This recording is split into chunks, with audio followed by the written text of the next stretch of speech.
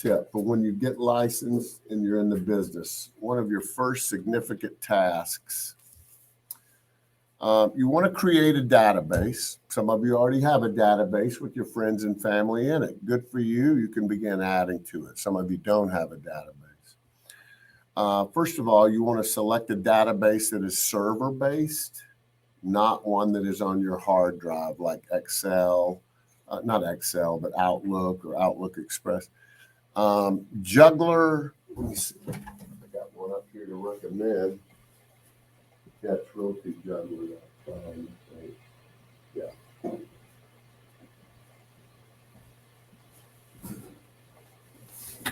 RealtyJuggler.com. RealtyJuggler.com. This is a source of a free database. The database is a loss leader. They want to invite you in to take advantage of the database, but at some point they want to sell you business cards, postcards, marketing materials for you to use. But it's, like I said, it's a loss leader. But it is server-based, meaning you use a username and a password to sign in. So you can access your database anywhere you have internet access. That's important. But here's what you want to do. You want to pretend you're going to get married, okay? And you're going to have a 200 attendee wedding. And you want to think, who would I invite to your wedding? That is literally your mindset. Who would I invite to my wedding? And then you're going to begin acquiring their name, address, city, state, zip, email, and build your database. You've probably heard it. It's called your sphere of influence. I'm just telling you about it in a different way. And you know what? If women usually are in charge of that, and if you've gotten married before and had a wedding, the wedding invitation was a nightmare. It was a job in and of itself. You got to call your mama. Where'd Uncle Doug and Aunt May move? Selma, do you got their new address? You got to call your friend Kim. Didn't Debbie, our third cousin, move to Fort Payne? You got to call a bunch of people to get all this. Did y'all have to do that when you got married, women? I don't know. To put together your wedding invitation list. That's what you're going to have to do. But the mindset is, who would I invite to my wedding?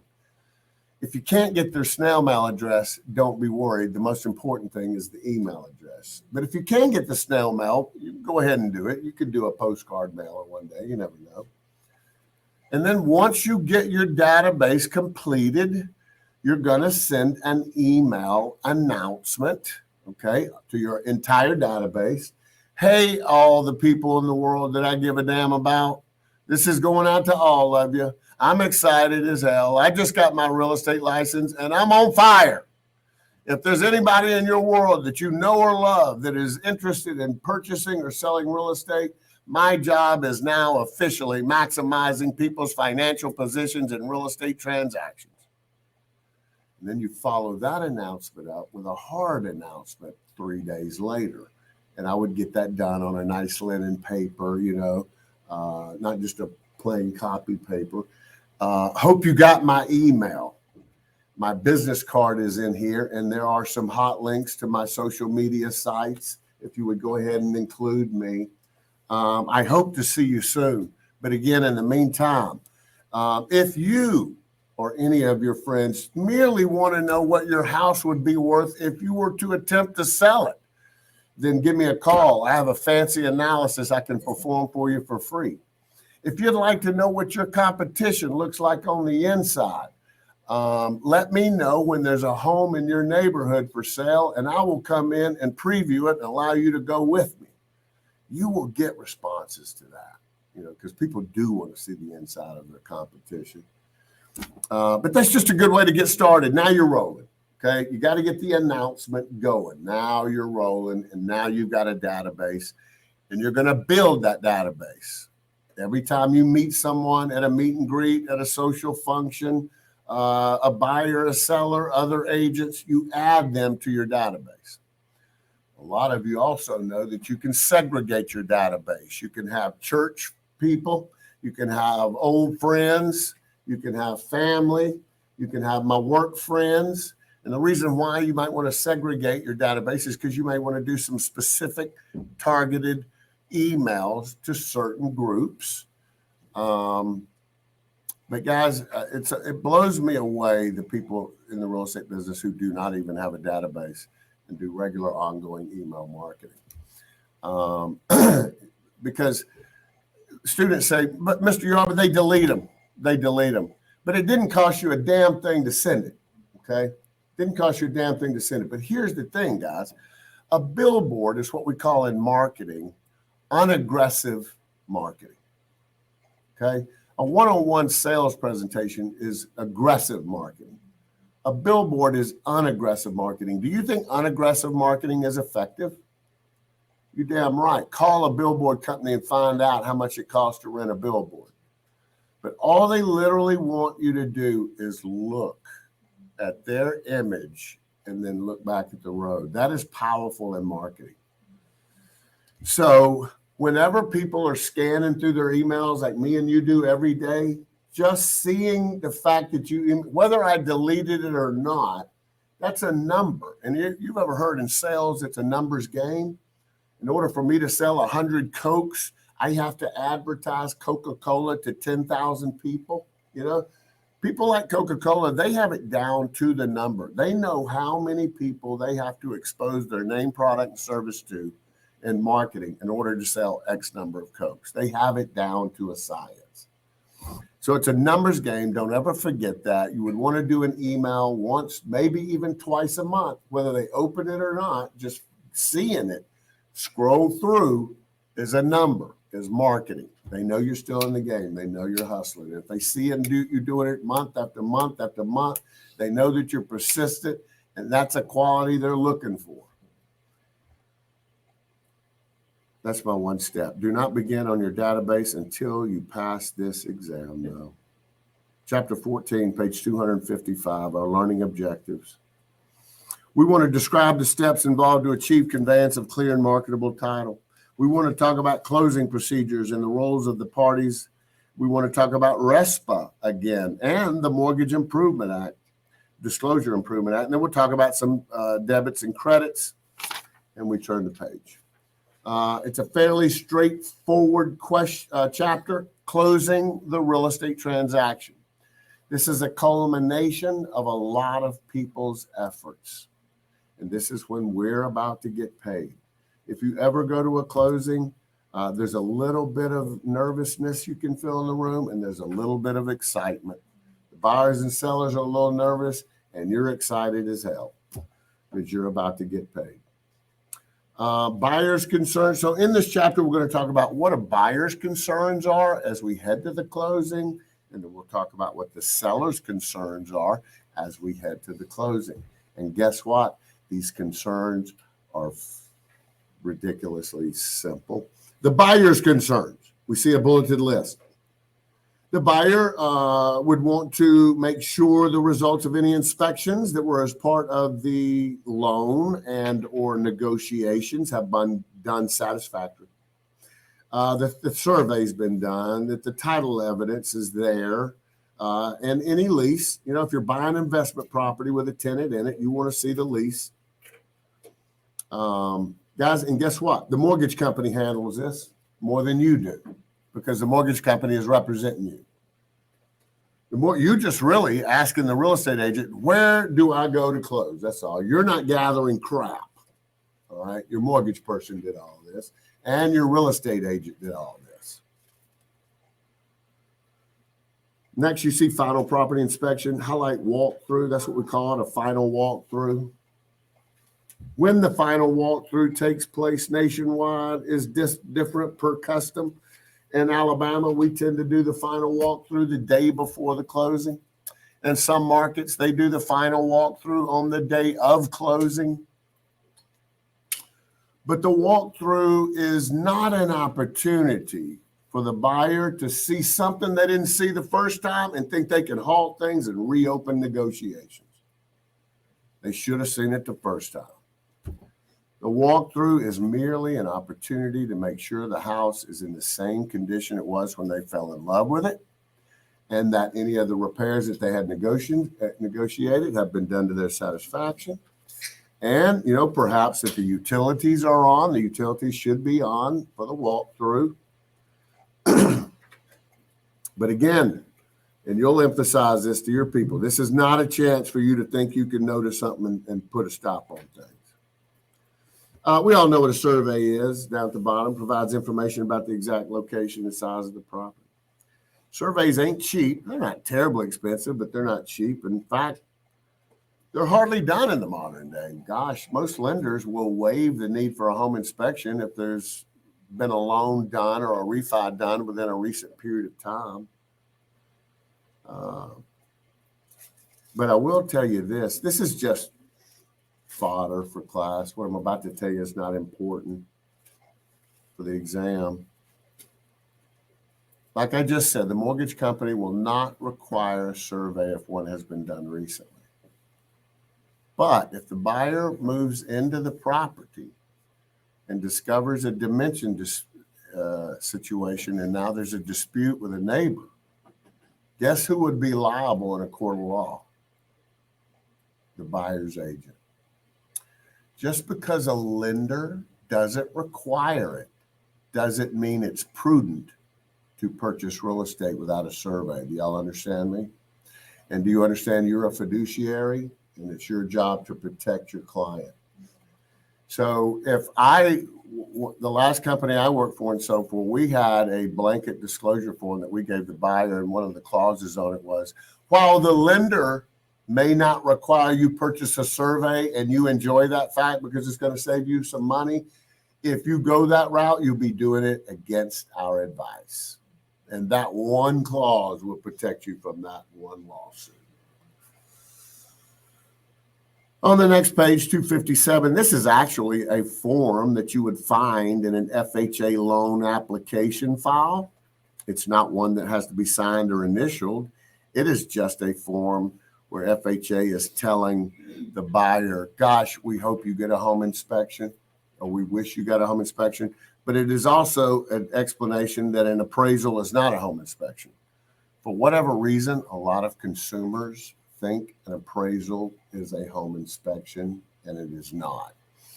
An appraisal is a determination of the value of the property as it is. The inspection is self-explanatory. They're going to notice things and point them out to you. If you could ever tag along with a home inspector, especially as a rookie, I would definitely do that. You learn a lot. If anybody would like to put a home inspector in their phone for their go-to, y'all ready? My brother-in-law. And he's a damn hoot. Y'all come on, give him a call. At least let her do a one with him. He's fun, man, I promise you. And he lives here in Vestavia, about a mile and a half from here. Wayne Littlepage. Yeah, he's been inspecting for 30 years. I'm going to tell you why you're going to call him. 205-746-3477. Put him under home inspector. Wayne does this. He walks the buyer through the property. Now, Wayne is older. How old is Wayne? 50. Wayne is 75. Yeah. No, but you would think he just got back from a concert, outdoor festival. He's kind of a hippie, but he's a genius. He's an engineer. But he walks the buyers through the house and basically holds their hand. He says, you see that? I'm going to write it up on the report. But don't you dare get upset over that, because 8 out of damn 10 homes are going to have that, okay? Because, see, buyers will freak out. Oh, I ain't buying a house wrong with that. He calms them down. That's priceless. It's so valuable. Because most home inspectors walk around like they got the biggest feet in town. And they think they're code inspectors. They in there just dismissing stuff. Oh, that's wrong. That's wrong. There ain't a damn thing in this house working. But yeah, Wayne is cool as a cucumber. All right, on page 258, title evidence. We've gone through that chapter. We've discussed the fact that you got to have clean title in real estate, just like you got to have clean title in cars. We even talked about this. I'd like for you to come down to the 1, 2, 3, 4, 5, 6, 7th line in the paragraph and highlight the attorney's opinion is not a guarantee of title. 7 lines down. The attorney's opinion is not a guarantee of title.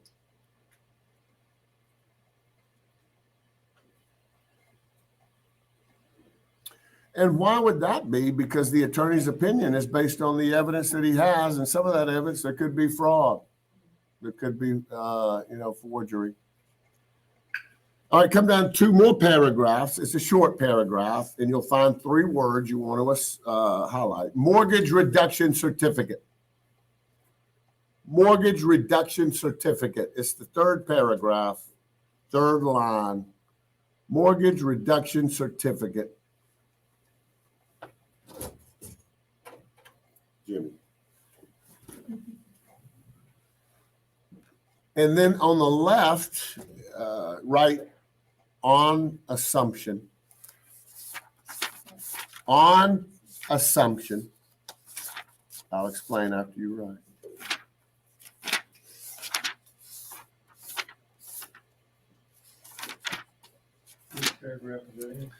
Third paragraph from the top of the page. Okay.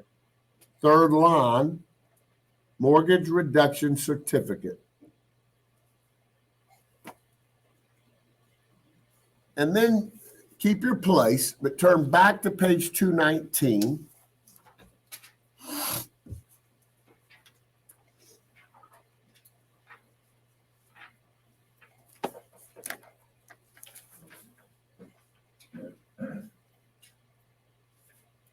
And in the left-hand margin, beside adjustable rate mortgage, write mortgage reduction certificate.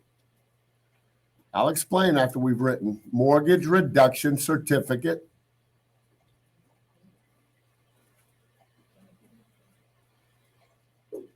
All right, now that you've gotten those written, we can turn back to page 258. The reason I wanted you to write that there is because that's the assumption page. So when you're studying on your own, you can see it there too. But guys, if you're assuming a loan, tell me if I'm crazy. Do you want to know the details of the loan that you're assuming? Yeah, the interest rate, the balance, what the monthly payment is. I mean, this is an insulting question. The point is, the details of the mortgage that you're assuming is on the mortgage reduction certificate. You know what it should be called? Assumption detail certificate. I don't understand mortgage. What the hell is being reduced? I don't understand. I mean, there's so many words they could have come up with that are just easier. But yeah, you would get that. Mark, this is the loan you're assuming at this percent, blah, blah, blah. Okay, that was the buyer's concerns. And we even said that the mortgage company and your buyer's agent is going to assume those responsibilities for you. Over here, page 259, seller's concerns. Hell, theirs are more simple than the buyer's. Look at here. Seller's main interest is to receive payment. Well, I'll be damned. So the seller will want some assurance that the buyer has obtained the necessary finance and will have the monies to complete the sale. In turn, the seller may have a list of tasks required by the purchase agreement to complete. They're going to do that. Unless the seller owns the property free and clear of any mortgage debt, there'll be a payoff statement. Blah, blah, blah. Real estate professionals' role at closing. What they're about to say in this next 2 paragraphs is not required by law, but what they're trying to say is you should attend closings with your buyers and your sellers. Now, guys, you're not, you may be, but statistically, you're not comfortable with real estate contracts. And it's going to be a minute before you are, but you'll be comfortable with them. And you can only, be uncomfortable with something for so long till you touch it and do it. But to a consumer, a real estate closing is scary. And you're their mama and daddy in their world, and they're lost in the store and they want to hold on to your coat. You're a sense of comfort to them. And you could be of assistance. The closing attorney might say, we're missing this form and you know where it is. Hold on. I'll go to the office and get it and be right back. Only problem with this is if you're a hot shot. Well, first of all, let me make a point. We schedule closings at the end of the month. That's the custom in the business because it lessens the amount of prepaid interest that a buyer has to pay. And if we can lessen the cash requirements for the buyer, it helps them buy sellers' homes. So usually between the 25th and the 30th is when real estate closings are taking place. And you walk into a real estate attorney's office and copiers got smoke coming off of it. People are hustling through there. Paperwork being shuffled. Attend the closing. Again, your sense of comfort. You could put a fire out, so to speak, if one happens. What did I have cocked and ready to say, damn it? You're talking about big shots for the closings. Yeah. If you become a big shot and you're closing 4, 5, 6, 7, 8 deals a month, it's going to be difficult, if not impossible, for you to attend all your closings. Okay. Attend the ones you can. And if once you get to cooking, you know this is going to be a problem. So you will stack your closings. I'll have one at 10. I'll have one at 11. I'll have one at 12. I'll have one at 1. And you may have to use different closing attorneys. A lot of realtors, they get married to one closing attorney. I only close with Larry, damn it. They'll be having an argument with a mortgage person. Who the hell are you trying to close with? I fish with Larry, damn it. Get it over to Larry's office. Realtors, you ever see them? They just act like they got a God complex, don't they?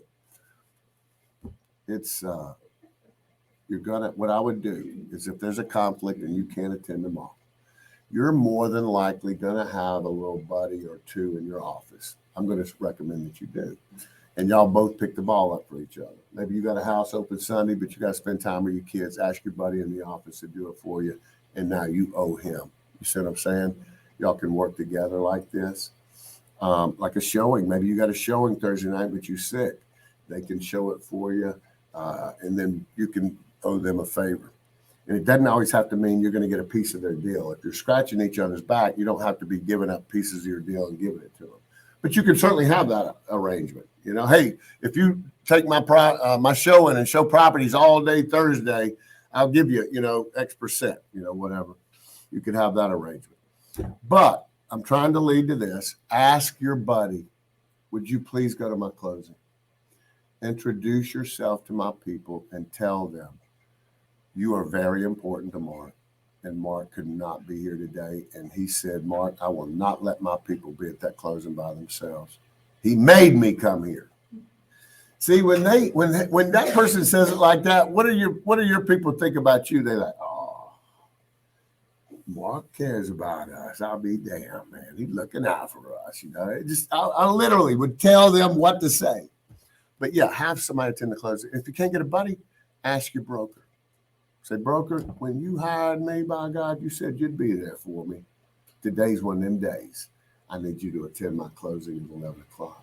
And I want you to tell them, Mark said, come hell or high water, will my people be stranded at a closing by themselves. He made me come down here, and I'm his boss. Makes them feel good about you. But yeah, they should have someone representing the company, if not you. They say the same thing on the back, 260. Should the mortgage professional attend the closing? Yes. Why? For the same reasons I just told you.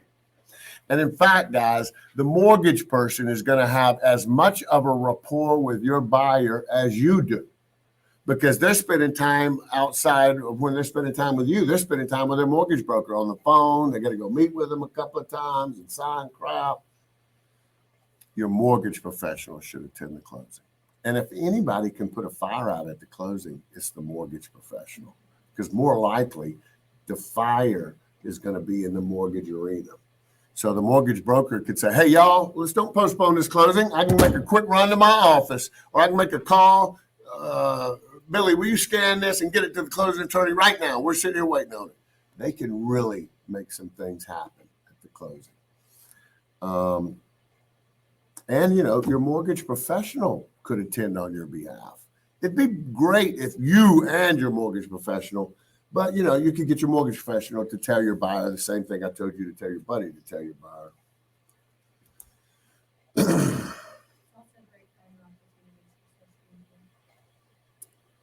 Yes, social media opportunities. One of my teachers,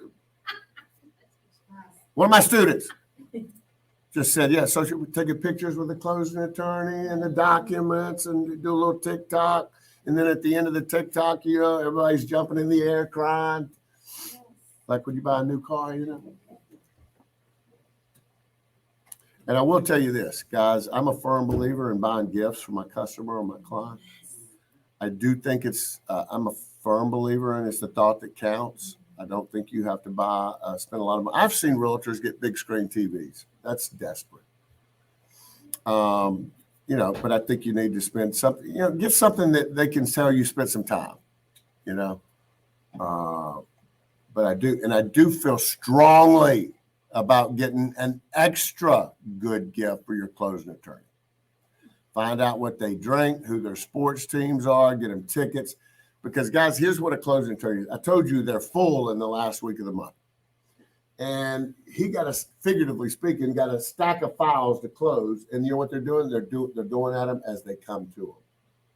And you're going to call the closing attorney. My rate expires tomorrow. I got to get this closed today. Because, you only get a rate lock for so long.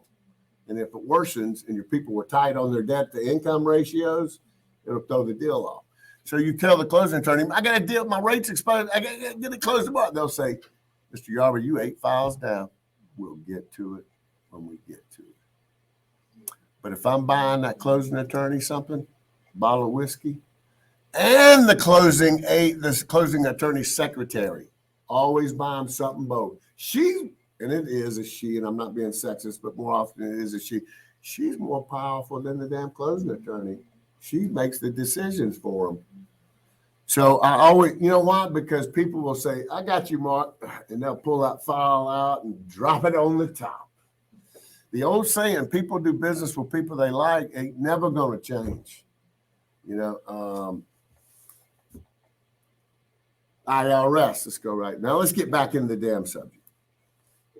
IRS. There are tax consequences on the sale of real estate. So you see there'll be a Form 1099, but I want you to write in the left-hand margin, IRS Form 8300, IRS Form 8300.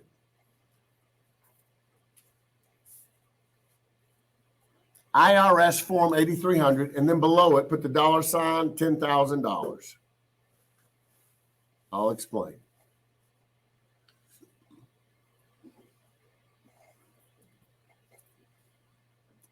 In the 70s and 80s, y'all know that they were doing a lot of cocaine. He just revealed himself. He studied the 80s. That's what he revealed. A lot of cocaine. And the big drug dealers, remember Scarface? They were living high on the hog, living large on cash. And the government, used documentation trails to catch people. And so there weren't documentation trails for these big Uber drug dealers. So they came up with the requirement that any transaction that involves $10,000 or more, there will be an IRS Form 8300. So if you ever walked in to buy a car and pay $10,000 or more cash, there'll be an 8300. If you ever win $10,000 or more in a casino, there'll be a Form 8300. If you pay cash, you get it. You pay $10,000 for anything. Now, do you think because of this rule, there's a lot of $9,999 transactions? Yeah, of course there is. The law's so stupid, crooks can get around damn stuff.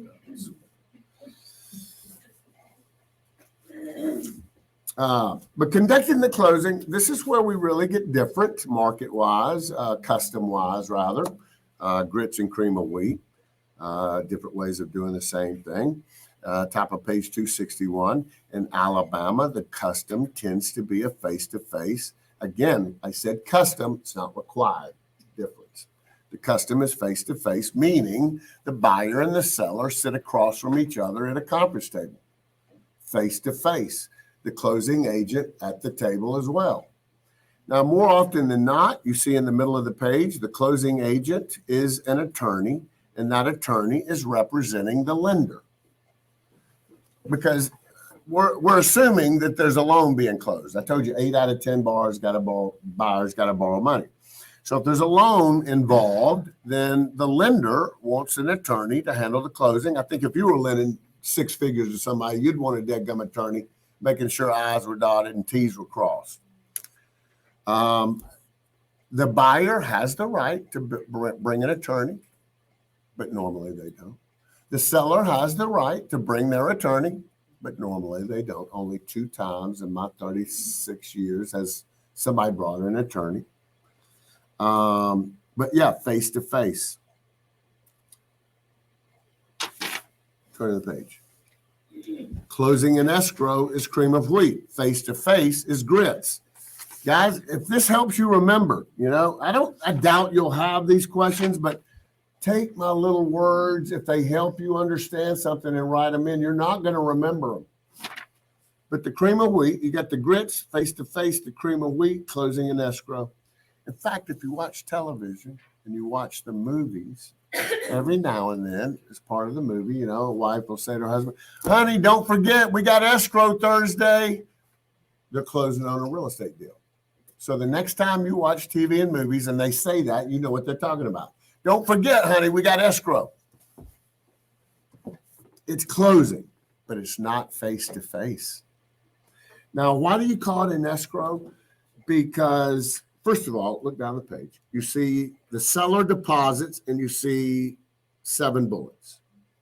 And then you see the buyer deposits and you see 4 bullets. And they can deposit those on whatever day they want. The buyer may come in on Tuesday and deposit what they have to deposit. And then the seller can come in on Thursday and get the check and leave what they have to leave. It's not on the same day. But the money, when the buyer puts the money will be held in escrow, in an escrow account. An escrow account is just a bank account to hold money for a temporary reason, for any reason. If me and Jimmy had a bet on a football game for $10,000 and neither one of us trusted each other, he'd put $10,000 in an escrow account and I would put $10,000 in an escrow account. Now both of us have the assurance that we're going to pay out. You can use escrow account for anything. But that's why they say close in escrow. It's just a word they use. So grits and cream of wheat, face to face, closing in escrow. Legislation related to closing. You see RESPA. We went over that last night. And here's, if you'll get this in your general thought in your mind, RESPA is for mortgage financing on regular homes. When I say regular homes, families, children. If you understand that, then you understand the 4 bullets that I want you to highlight where it says RESPA does not apply to the following. Loans on large properties, more than 25 acres. Could you have a home on a large property with 25 acres? Yeah, but would it be a usual one? No. So we're thinking of a usual home with mamas and daddies. And a loan on large property is not a usual one. Think of a subdivision. Loans for business or agriculture, that's not a home. Construction loans or other temporary financing, that's bank financing. Remember, I even asked you to write it in the left-hand margin when we talked about RESPA. When we talked about a developer or a builder getting a loan, I told you to write not covered by RESPA. There it is, not covered by RESPA. Construction loans or other temporary financing, not covered by RESPA. And then vacant land. So if you just generally speak, RESPA, just picture a subdivision home. That's what RESPA is concerned with, them kind of transactions. Turn to the page. Top of page 264, affiliated business arrangement. You can write somewhere in the left-hand margin, one-stop shopping.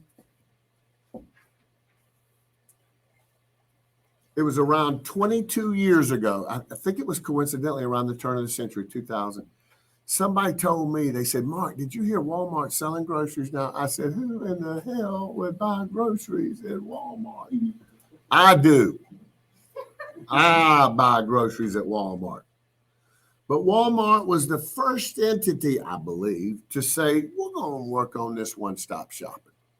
Because it was at this point now, women and men both in the work field. And it'd been this way for about 10, 15 years. Time had become much more of a precious commodity than before. We didn't have a woman homemaker handling things. So one-stop shopping was a beautiful thing. I could get my department store crap. I could get me a box fan, get me some duct tape, and get me some silverware. And then I can go over there and get me some Danishes and a can of corn and a neck bone.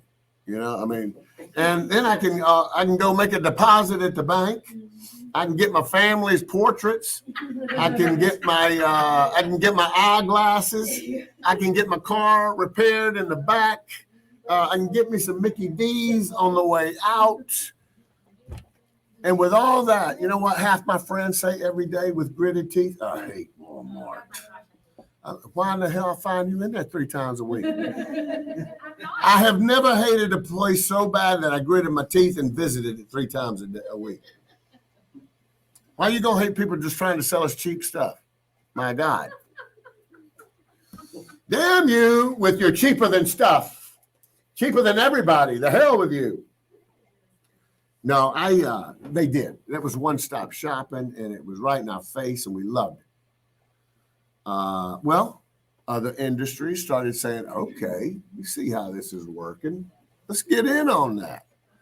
I don't know about other industries, but I know the real estate industry in the mid-90s said, we're going to get in one-stop shopping. Interestingly enough, I was involved in the conversation. The 5 largest companies in Birmingham, Realty South, First Real Estate, Brigham Williams, 2 others weren't the largest, but you had Pointer and Properties and Ray and Company. Those 5 companies formed Realty South. And they were going to have a Title South, and they were going to have a Mortgage South. They were going to have their own school. And I was interviewing with them to be a part of their Mortgage South. Who told y'all I had a long career in the mortgage business and real estate. It petered out. It didn't work out. It didn't pan out. But yeah, the thinking was Realty South's like, well, we already got you. You've already taken time out of your life. You've given us information. Why make you have to take another day, go meet with somebody? We got Mortgage South. We got somebody coming here at 2 p.m. It would just help save you time so you ain't got to go spend enough. It was a beautiful thing. One-stop shopping. But, you know, I don't know about y'all. There's been times I've been at a car mechanic and the guy will say, I can't fix this, but you need to take it over there. And I'm like, because you own a piece of that over there, don't you? And he's like, well, how'd you know? I was like, no, I just assumed. You see, sometimes one-stop shopping can not be above board, but most often it is. Here are the 2 things that you need to know. They've got 3 bullets right there. Those really should be 2 bullets. The first bullet. If I own 1% or more of the company that I am recommending to you, I must disclose that fact. Now, you know, if I had an ulterior motive to double dip, at least I got to tell you. And frankly, there ain't nothing the matter with double dipping. And the second and third bullet should be combined. I would have to say, now I'm highly recommending these people, but there's other providers. You don't have to choose them. You can choose whoever you want. That's the second and third bullets in one sentence. You know, a lot of real estate companies may have an ownership and a title and closing company. A lot of mortgage companies may have an interest in a title and closing company.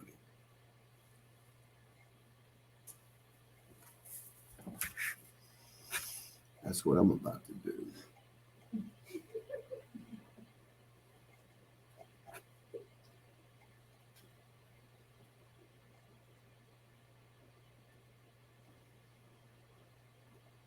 Okay. Other RESPA requirements. If you look, the first 2.5 lines of that paragraph is something we've talked about 4 or 5 times already. The maximum 2-month escrow for taxes and insurance. but go ahead and highlight it. You'll see it when you're outside of class studying, and it's good for repetition. RESPA prohibits the lender from requiring the buyer to deposit funds in an escrow account for tax and insurance that exceed certain limits. Those limits are 2 months.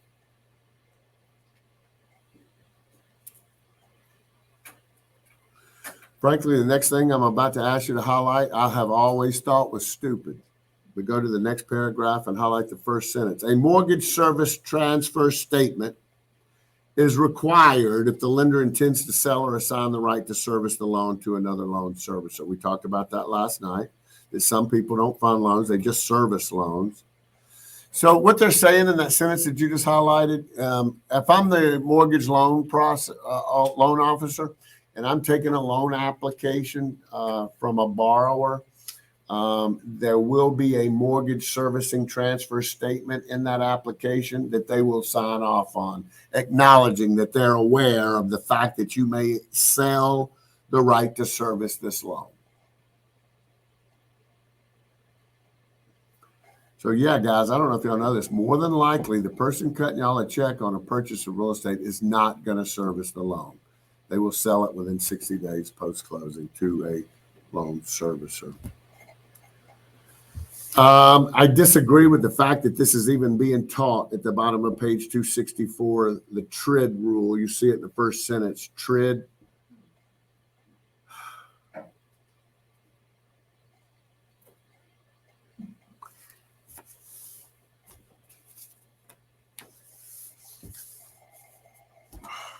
This is so stupid. Guys, I told y'all yesterday and the day before that real estate mortgage financing is double regulated.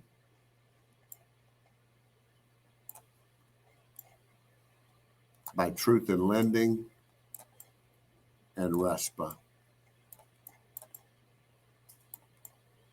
That says up front. This says at closing.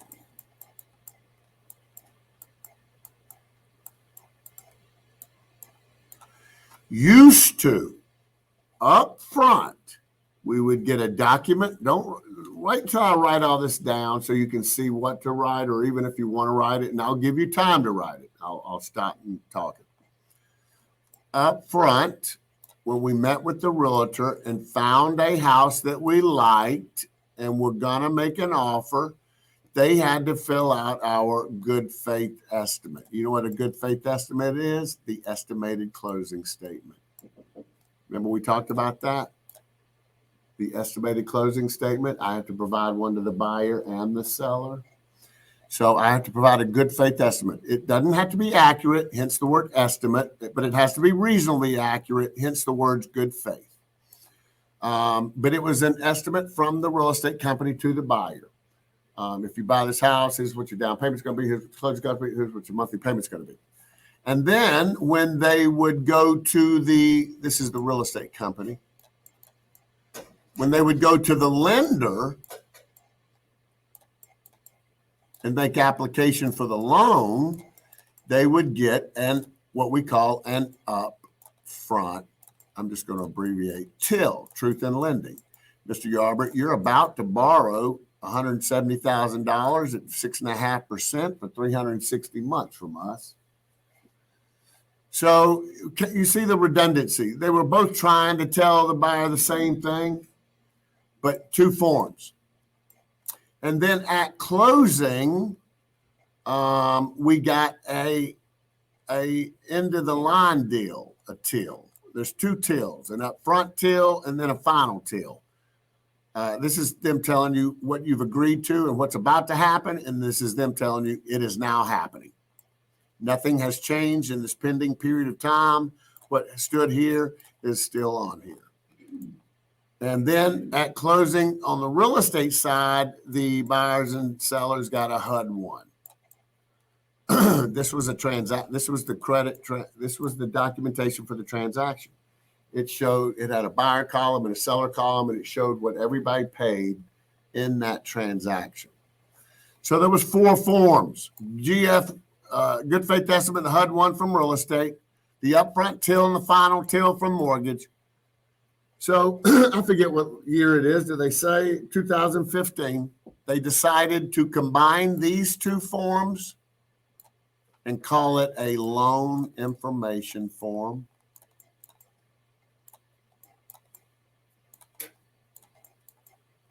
And they decided to combine these two documents and call it a closing disclosure. I haven't been in the business and used these forms. I was using HUD ones, good faith estimates. This has all happened since I've gotten out. As a closing document. The practitioners call this a CD. Took a long time for people to stop to think you were talking about a CD that goes in a stereo. So all it did was clean it up. Instead of 4 forms, it's just now 2 forms. Hence the word integrated. So we had the TILA forms, you see them up there. The RESPA forms were integrated. Integrated meaning combined. And now they call it TRID, which stands for the TRID, the TILA RESPA Integrated Disclosure Rule. The reason I think I don't need to teach this is you weren't in the business in 2015. Why should I tell you how we used to do it? You should just know how we do it now. My doctor's telling me I'm going to have a heart attack by the time I'm 70. So, okay, I just goofed out. It's called the loan estimate form, damn it. But you see it. It's right there in your book, top of page 265, the loan estimate form. And then you see at the bottom of page 265, the closing disclosure form. And then we're going to see examples. But hold on. We still got some work to do on page 265. Now, guys, every industry has corruption. Every industry's got crooked people. And in real estate, the crookedness from lenders tends to come in the last week. I don't need a show of hands, but if you have bought a home, you know what a damn nightmare it is. You got to produce all these documents, and some people keep good records, some people don't. So if you don't, you got to call your credit card and get the last 3 month statements, every one of them. You got to call this, you got to call the bank, you got to go get statements, you got to go, and then, you've handed them all this and you've signed all this paperwork, took the application, then 2 weeks later, they're like, oh, Mr. Yob, I need this too, and I need this. I need you to call them and get this. You're like, damn it, I get that. And then a week later, Mr. Yob, I didn't get this, I need that. And you're like, I got to find people, I got to call the government. And they know that you're mentally and physically being tried. So about 2 days before the closing, they'll go, Mr. Yarber, I know we said we was going to give you 4.5, but the economy turned, the GDP, the unemployment, the report came out. Now the rate's 4.75. Do you want to just shut this down and not do it? What do you think the buyer's going to say? Just get it done, damn it. I'll pay the extra $18 a month. You understand my thinking? If you wait in line for a roller coaster for 3 hours and you thought it was going to cost $10, and when you get up there, they say it's $15, are you going to pay the $15? You damn right you are. They know that's what you're going to do. So the crookedness comes at the end when you're exhausted and you're like, get it done. They'll say, Mr. Yarber, I know we told you that this fee was going to be $426, but this happened, and they always got words for this. This make it sound legit. It's really now it's going to be $800. You just want to shut this down. I'll pay the damn $400. You feel where I'm coming from. So now you understand the premise. These laws came up because of what I just told you. We have always heard of closing costs, okay? But after this rule, the law took closing costs and made them 3 categories. You got a no tolerance category. We're in the middle of page 265. You got a 10% tolerance, and you got an unlimited tolerance. The no tolerance says right there, if I quote you a dollar figure for a cost up front, I got to charge you that at closing. There is no leeway. I cannot change it. There's no tolerance. The 10% tolerance, this is where the government is acknowledging there are some closing costs that will be different if the closing day changes, because now I got to pay more prepaid interest. Now I got to pay, they realize there are a few legitimate fees that might change prior to closing, but you only get 10%. So if I quoted you $300 up front for a certain service, what's the most I could raise it to prior to closing? $330, because 10% of 300 is 30. And then there's an unlimited tolerance. The law acknowledged there are certain costs that the lender can't even affect. The lender has nothing to do with your property taxes, nothing to do with your title insurance, nothing. So there are some fees that the lender can't crookedly manipulate that legitimately could go up. So is an unlimited tolerance of a category closing cost. Go up top, page 265, and in that top paragraph, go to the fourth line and highlight the sentence that says the loan estimate form must be provided to the consumer 3 business days after a loan application is submitted to the lender.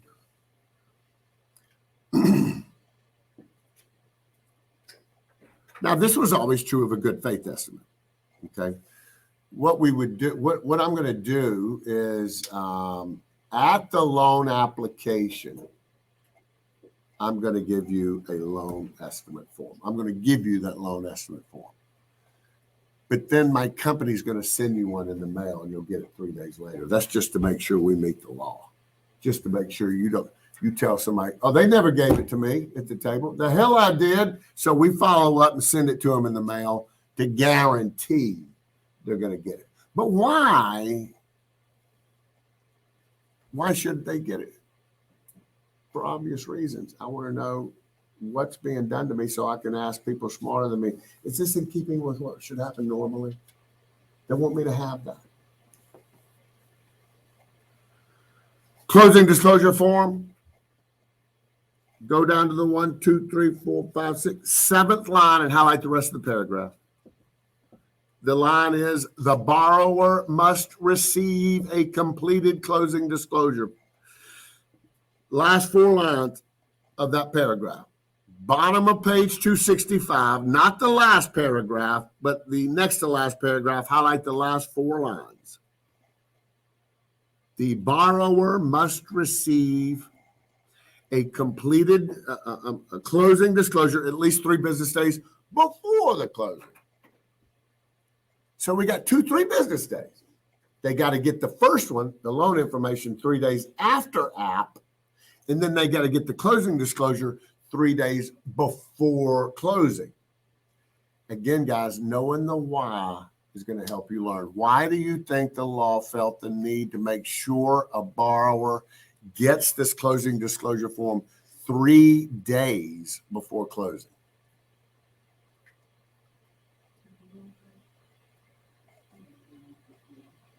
Yeah. And if something don't look right, they got time to talk to somebody. A mama and a daddy, if you're young, a lawyer, somebody smarter than you, your friend who's in the real estate business, gives me 3 days to make sure everything's on the up and up. That's fair. Now, check this out. Another part of that sentence that you're going to need to know on the exam.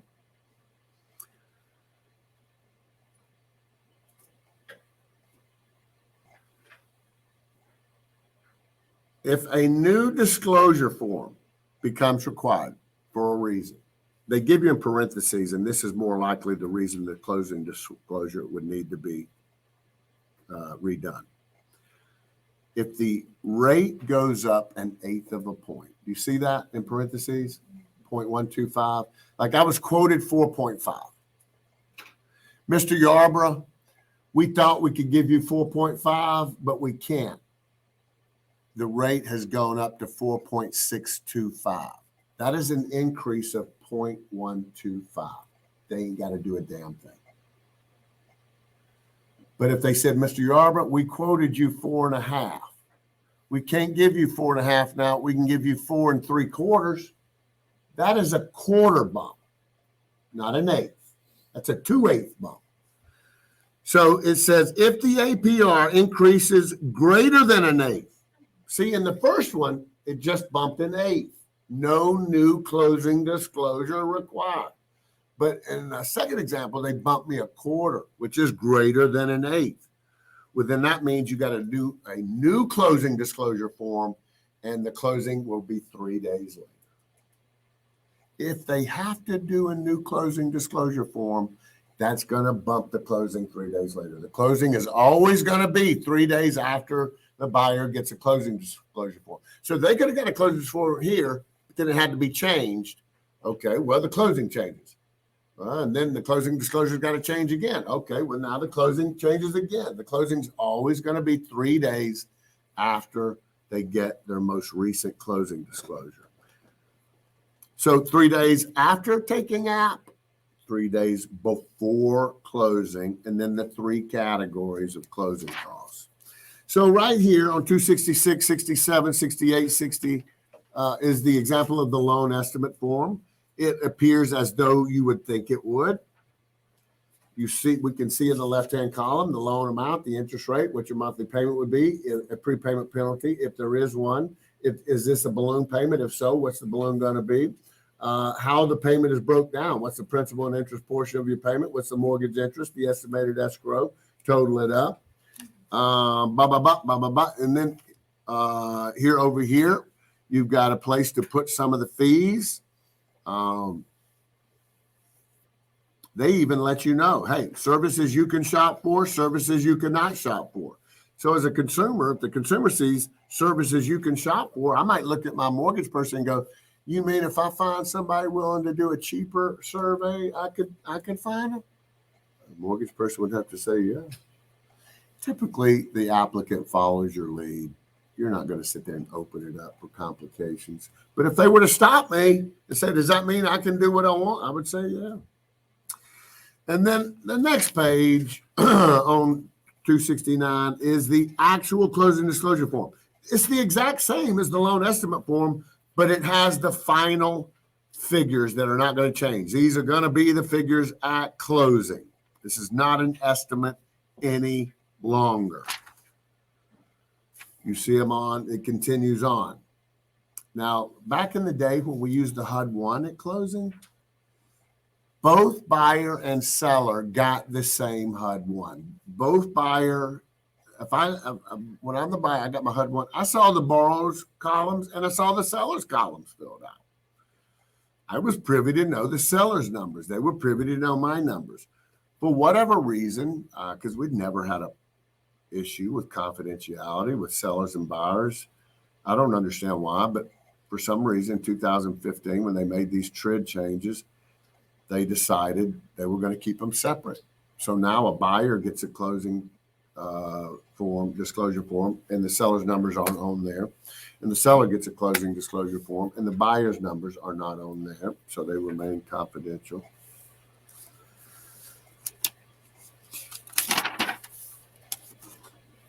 And, you see a couple of informational pages. And then we're back here on page 274, and that's where we'll be when we come back from break. Let's do 11:15. 11:16. 15. You wear hats? Beanies? You got those beanies? I don't wear beanies. Why not? Put it on. Let's see. Imagine being in the house. It's a little nice, ain't it? It is. You got children? You don't? Does anybody give you a present? No. Never, for any reason. Well, first of all, I didn't think these were going to be the answers. Can I adopt you? Sure. I mean, damn. I was going to say, if anybody gets you a gift for any reason, I'm getting you a beanie, damn it. Okay. Get it before you leave. Not today, but for the class is over. What is your full name? Timothy C. Carroll. Carroll's like Johnny. Man, I've got 80 of these. No. All sizes, colors, shapes. I've got the ones when I want to look like the kids and I wear my hoodie and I smoke my vape. I've got one that, the young kids wear. Man, to get the younger girls, you got to do what you got to do, man. I probably would wear it. Timothy C. what? Carroll, like John Carroll High School. Timothy C. Carroll. What's the C stand for? You do have a heart. All right, what is your All address? these women. 320 Woodland Village. 320. Woodland Village. Homewood, Alabama. Just in case you get away from me, I'll send it to your house. 09. No, 35216 is on the West Safety side. 35216 mark is right Interesting, but it seems like if you would have a Homewood, Yeah, it I'm in would be Homewood, but I'm 209. West Davy zip code. That's weird. The post office from West Davy. on that. Very weird. Yeah, and the weird, it depends on what side of the street you are, whether you're 226 or 216. But I think if you're on Wisteria, if you're on that side, it's Hoover, it's still 35216, even though that's like a West Davy zip code. Is that right? Yeah, beanies are where it's at, man. In fact, I've gotten so used to them. I mean, I wear them all the time in the winter because you know how like when you take the covers off, even if it's 70 in the house, you still got to put them back on because you've been laying there with the covers on. Yeah, I keep my hat on it all the time. My dogs don't even know what I look like, bald. This is my comfy one. Some are good for looks, some are good for comfort.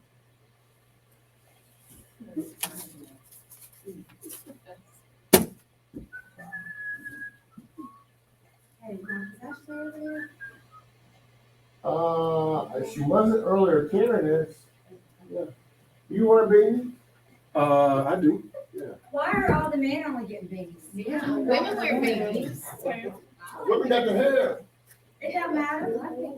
Well, you don't need it. We need it. That's an accessory for you, like a necklace or a scarf. You know, Oh, there's that look about a scarf. I said I said a hat would be an accessory to y'all, like a scarf. you don't agree with, We like, need cover our ears. so we don't die. Yeah, like when we have our Here, hair. I wear beanies. I have a, but I will bring all that little print. Is all of this for you to suggest that I have to now buy a beanie No. for everybody in the class? Yeah. Or just the women? Because you said you have them all. You're being sexist. when That's you bring right. all the men. Right. You can They must be. We'll change my Facebook page. Sexist ass Mark. Yeah, embrace it. Embrace Yeah. Yes, but I, no, that's sweet though. Apparently you want a beanie, so I think I will get you one. But I mean, who else wants one, girls? Raise your hand. Right here, Mark. Listen, my ears get cold. I'm an I pull advocate for my the hair women now. back. Here's my drink. You know, You don't have any beanies? I do. I will wear mine tomorrow just to show you. All girls wear your Wear beanies. red and it's stylish and it's a sexy one and it's a button print. Yeah. What? So, okay, can you move on the contract?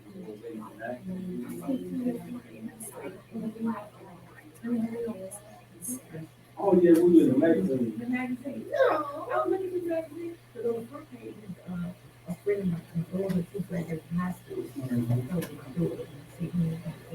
Yeah. Yeah. Yeah, What was we you at, there for? we were at the game. Oh, We just at basketball game, and the girls going around there taking the Take photos. a picture. Yeah, we don't put people in there. oh.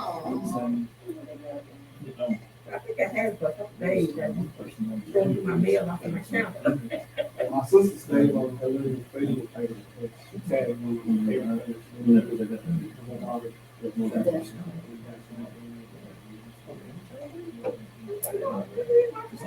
and my sister called me and said, "We found somebody."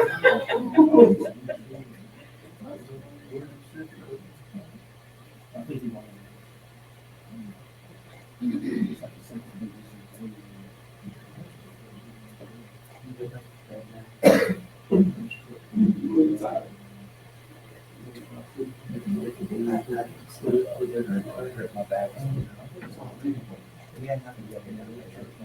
Somehow. Well, I have scoliosis, so I used to, I couldn't stand for but, I'm sorry, but, I was looking at stuff, and when I do that, I was screwed up, and I just, and I'm going to bed. Yeah.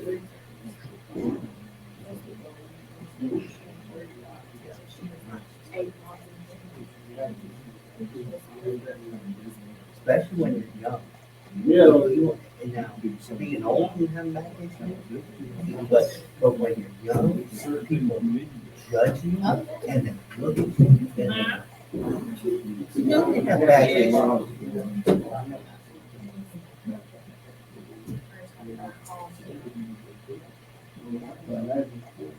Every once in a while, I'll do something like put my socks on. And then it'll be like, feel like I got shot in the back. And I'm like, what happened?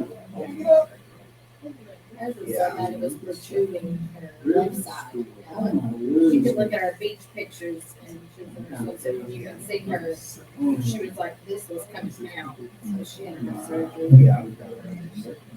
Oh, man. You don't have I like, got somebody, you got no special things. well, they have casts that they can, that they do not breathe. They Yeah. have casts first and then it's like, she can breathe. They're trying to straighten her up. I was thinking, well, like, I'm really, trying not to.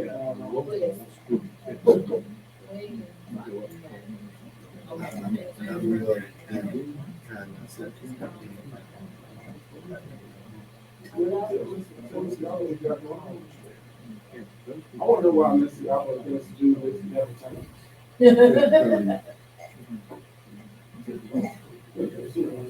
Piece of feet in the office. I don't see what you mean. Oh, I don't know. Did he bring it in? Oh.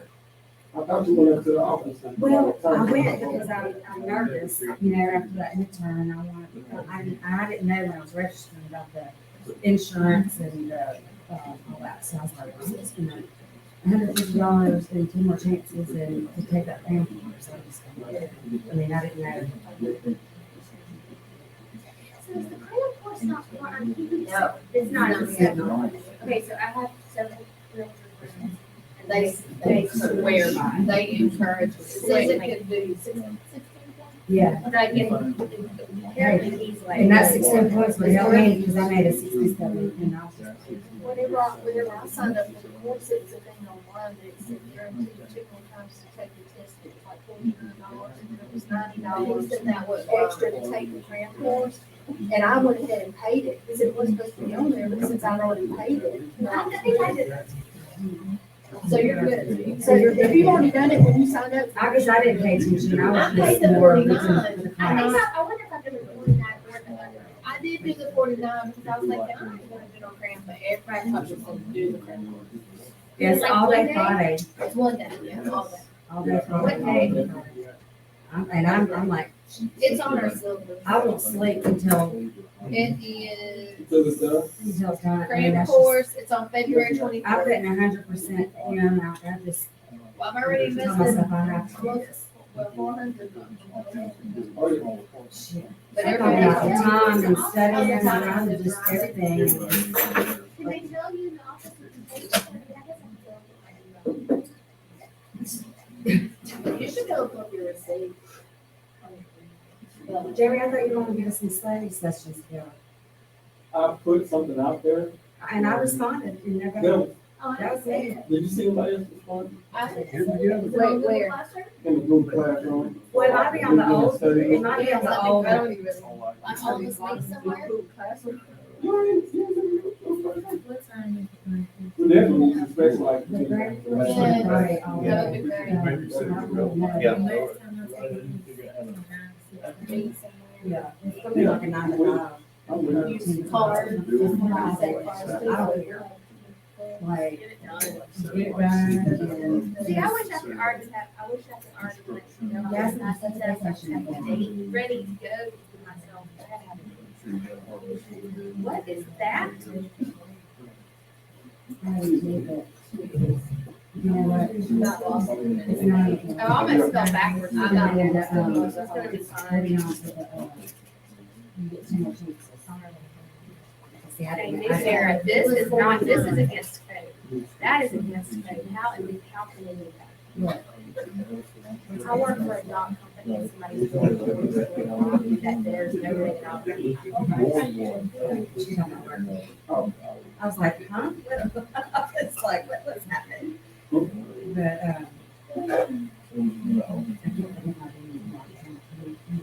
I'm like, you know, that we're doing things. So it's mine. That was the. That was very sweet. That was He's a hard butt, but he just like. and I like it because that's me. Did you see what you did? And, yep.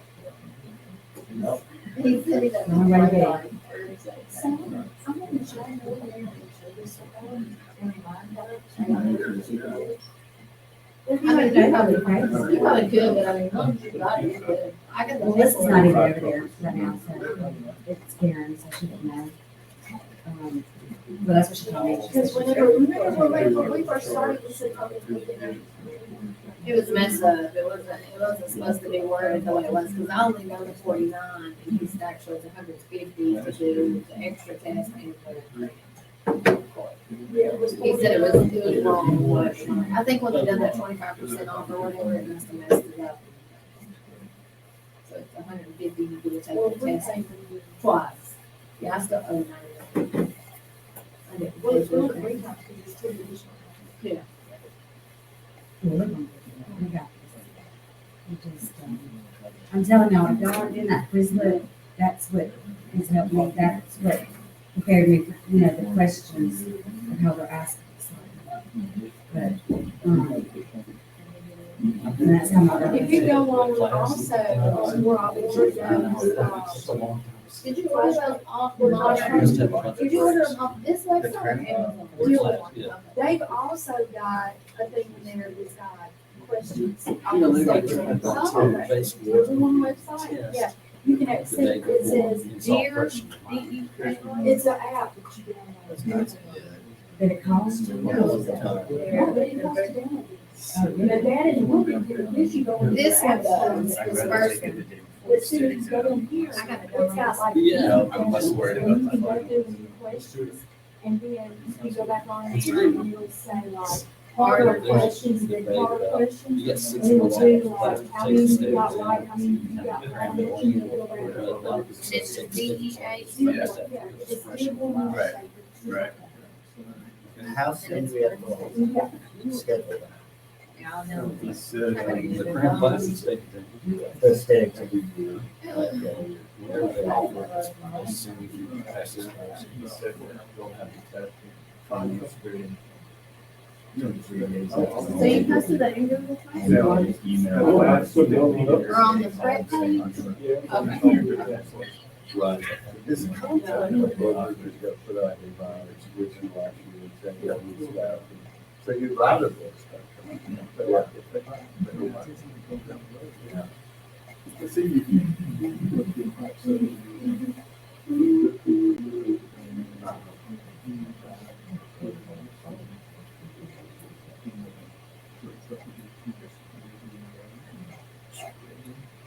Did you always have a realtor or two that were exclusive to you? Yes, no, they. It's, it's got a great life.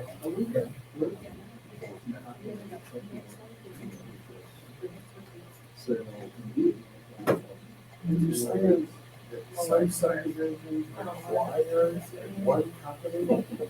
I'm not even that. So then, this is for developer, right? It's effectively the developer, is selling the specific land. Huh. It's memorized.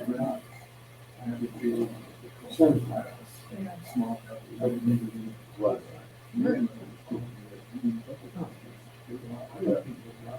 Always wondered why not. Trust you. Just Line shooting is more popular. Do you put line shooting? I used to. I don't, we don't do it anymore. Yeah. Is Diane told me she The realtor that I know, this Sam, he said, They're always new. he said he didn't study. He said he didn't study. Were you doing anything at the Because end? it was all smart. He said he just didn't take it serious. And all of a sudden, You got involved in like a central control panel? Yeah.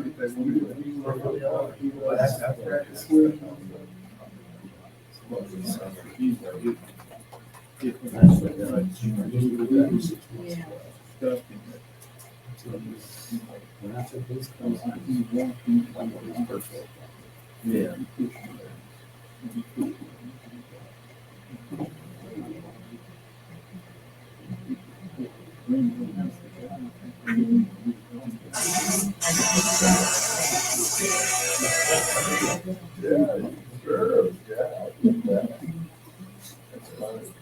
Mr. Albert, Hey, are you ever gonna, have different things to do? I'll change it. I mean, no, it's your business. If you do the same thing every day, then that's cool. It's really just some people who read that, decide today, to give a damn about me, my family and my future. Oh, that, yeah. I thought about changing one day to see if you would notice. Oh, I wouldn't notice.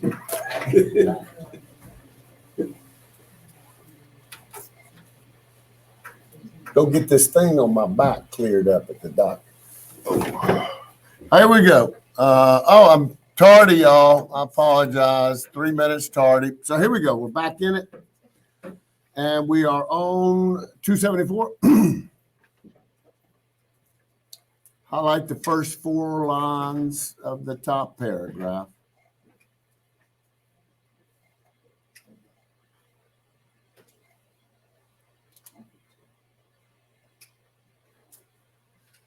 The Consumer Finance Protection Bureau developed an information booklet called Your Home Loan Toolkit.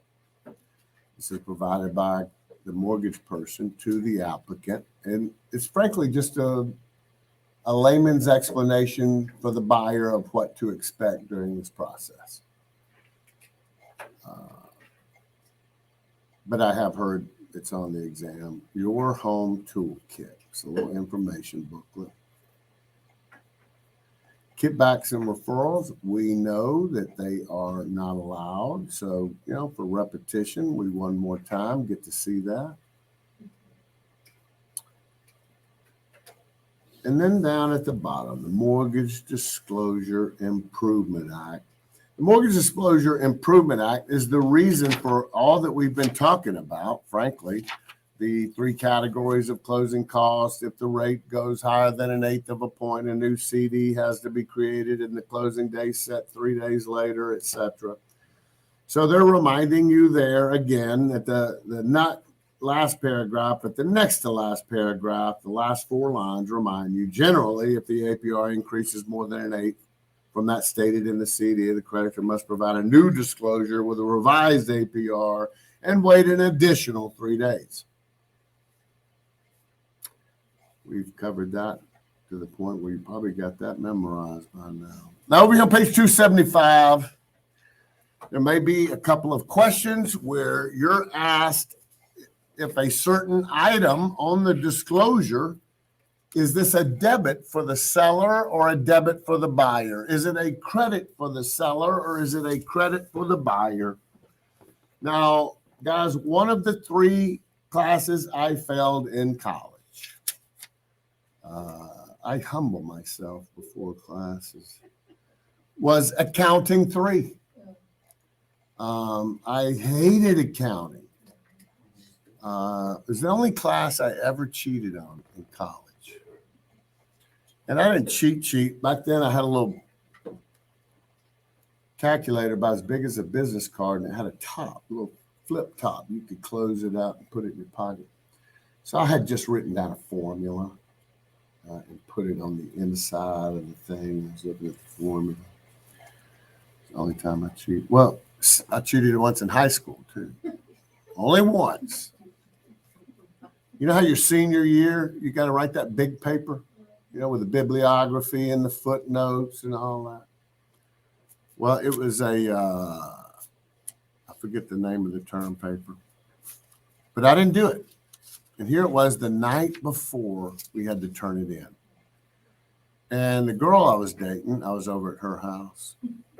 And we both had the same teacher for English, different periods. But he gave both periods the exact same paper. So I copied hers word for word. Word for word. Now it's taking two different periods, so many. It's gotta look like a blur to the teacher. How would he notice? The kicker is I got an A, she got a C. So if y'all don't think grading is subjective, you're a little too naive. But I hate debits and credits. I hate accounting.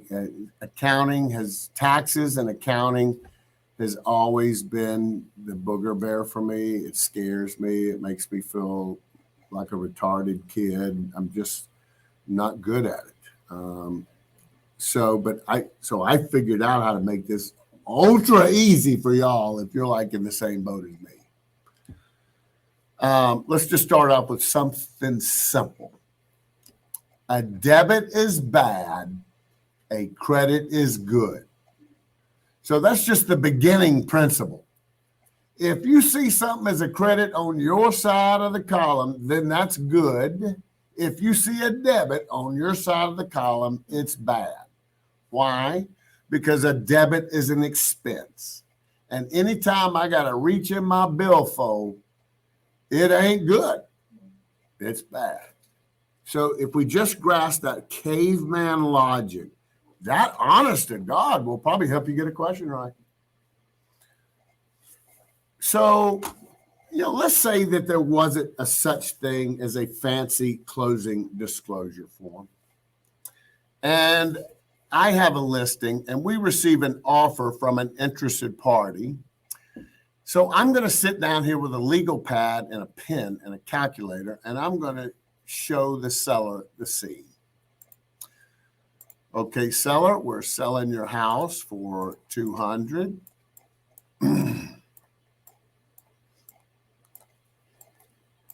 And we got a full price offer at 6%. So a 12,000. Oh, I'm sorry. I'm doing a different exercise.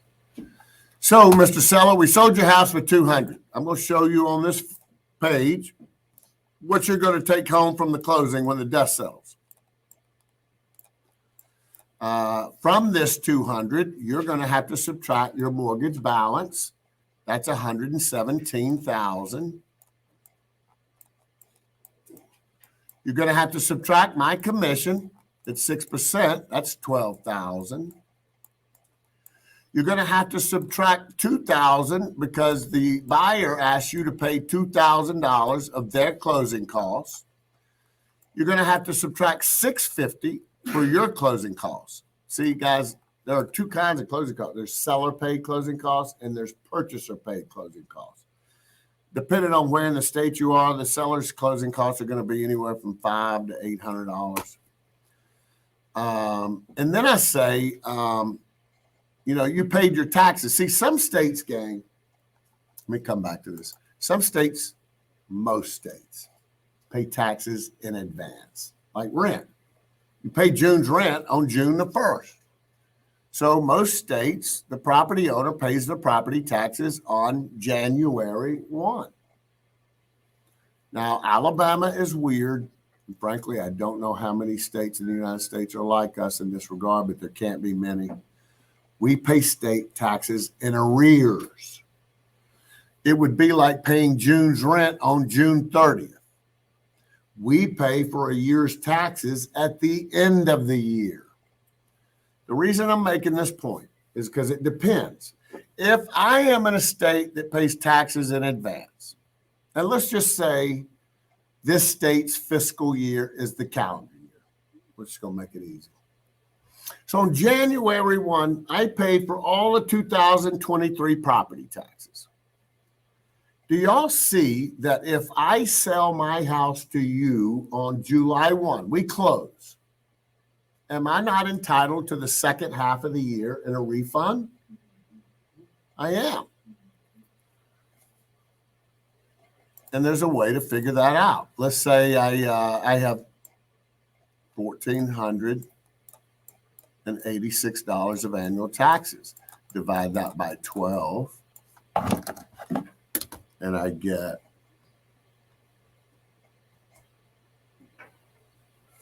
$123.83 a month. But let's divide $123.83 by 30.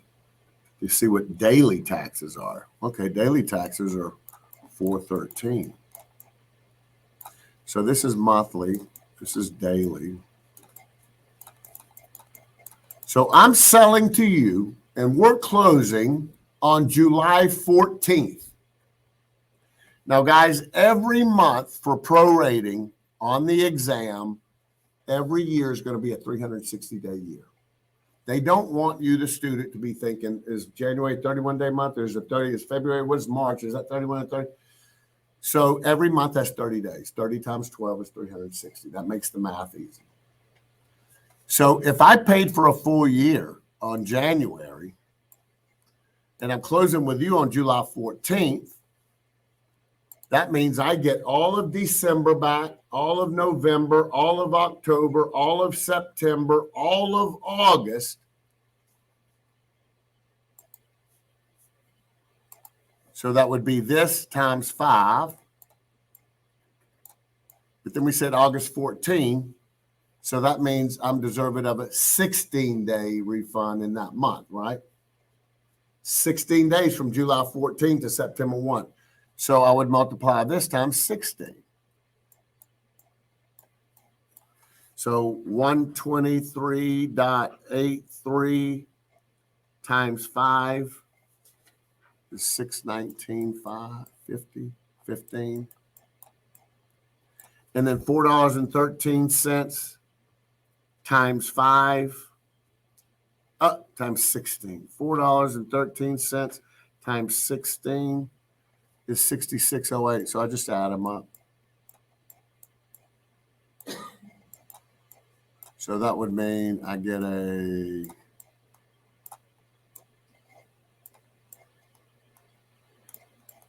$685.23 refund. So right here on this form, I say, now you're going to get a refund of $623. What was the change? I forget. 23. So you're going to get a refund of $623.33.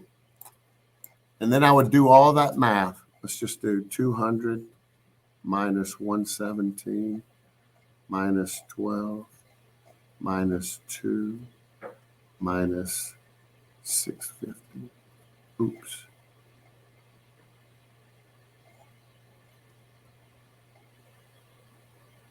Gosh, dog it.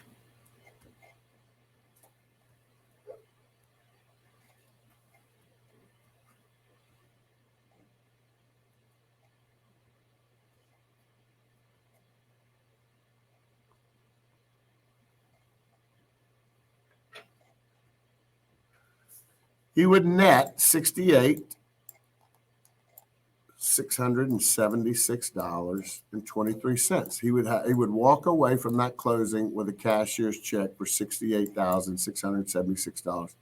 So basically, all of this is on the closing disclosure form, but in a fancier format. Now, what if I had paid my taxes? What if we paid taxes in arrears? On July 14, I will owe all of August, all of September, all of October, damn it, I'm wrong. On July 14, I would owe all of January, February, March, April, May, June, and 14 days of July. So 6 times that and then the 14 days of this if I paid in advance. More than likely, you're going to have a property tax proration question just like I did. It's easy, okay? Look, I wish they had a form. They do have a tax form. First of all, hold on. Let's do this. Right here on page 275, how the closing statement works, debits and credits. So from beyond debits and credits, they just start showing you items that are going to be on the CD that could be either debits or credits, the broker's commission, the attorney's fees, the recording expenses, the transfer tax, the title expenses, the loan fees, the tax and insurance reserves, the appraisal fee, the survey fee, the additional fees, the accounting for expenses. All of that is going to be subtracted on the CD, okay, or added. It depends on whose column. But once you get over here to page 278,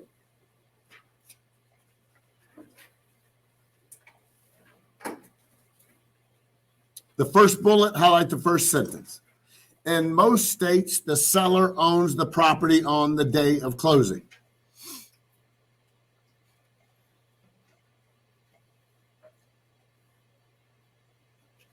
So there could be two answer choices on a question that are 1 day's taxes apart. In other words, there could be one question that says 623.33. Or what was 1 day's worth of taxes? $4.13. Or it could be 619.29. These are 1 day apart. Oh, I did 13. That's 20. These are 1 day apart, but they'll be offered as answer choices. What's the answer going to be? The seller owns the day of closing. So I don't have a scenario to go with this, but okay. The seller pays for the day of closing. That's 633.30. Oh, the purchaser doesn't pay for the day of closing. Oh, then it's 619.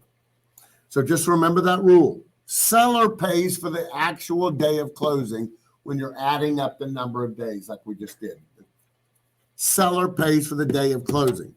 And like I said, you're going to see two answer choices that are 1 day prorated apart.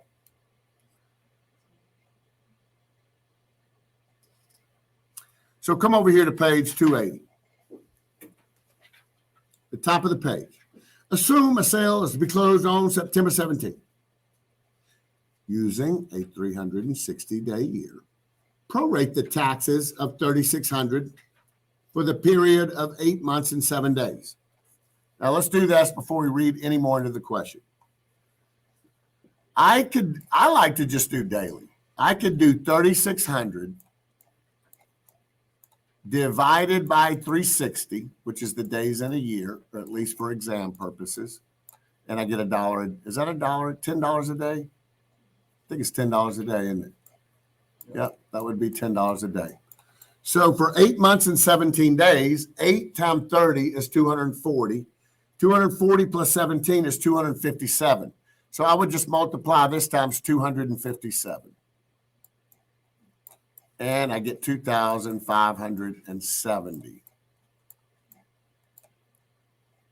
So in this example, do they even have 2,000? Yeah, they have 2,570.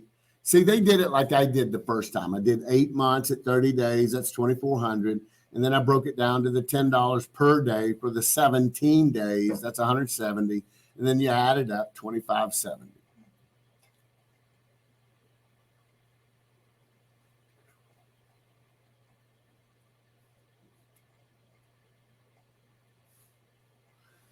Now, that could either be a refund or it could be the amount owed, depending on whether it's just paid in arrears or paid in advance. But I'm going to tell you, based on feedback I get, there are never questions on a paid in arrear.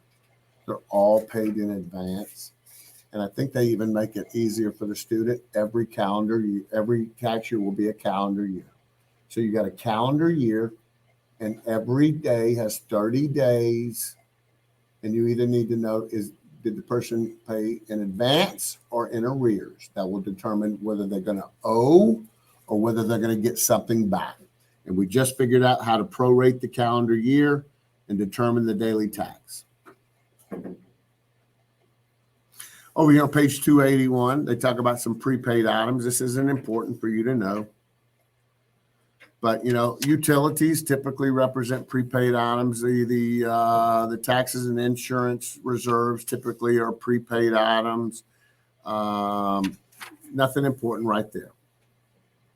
So we're now on our key point review, 283. Let's spend our 15 solid minutes. We'll almost be through at break next time when we get there.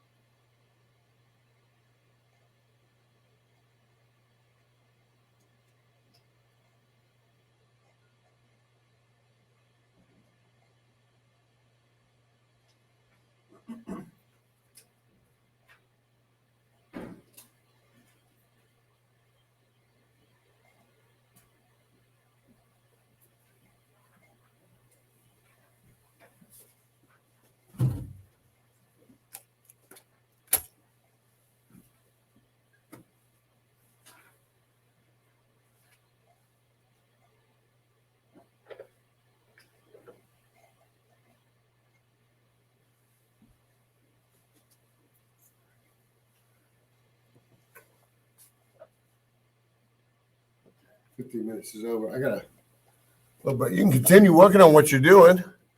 But if you, when you want to get out for a break, what in the heck? We'll do break till 12:08. So if y'all want to keep finishing what you're doing, great. But we're gonna break it till 12:08 whenever you decide to get up. We'll see y'all back here in a bit.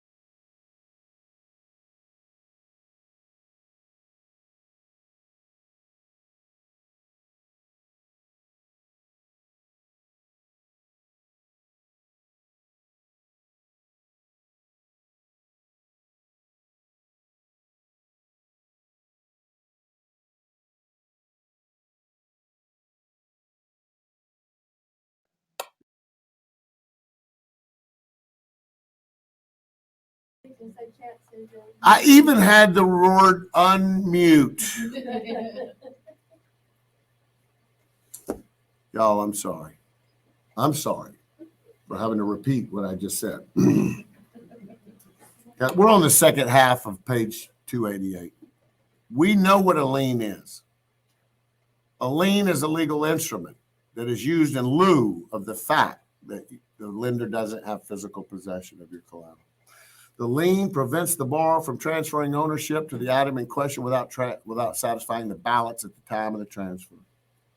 Second half of the page are 6 types of liens. I want you to highlight them all except for tax lien and vendor's lien. There's 8 of them up there. Highlight them all except tax lien and vendor's lien.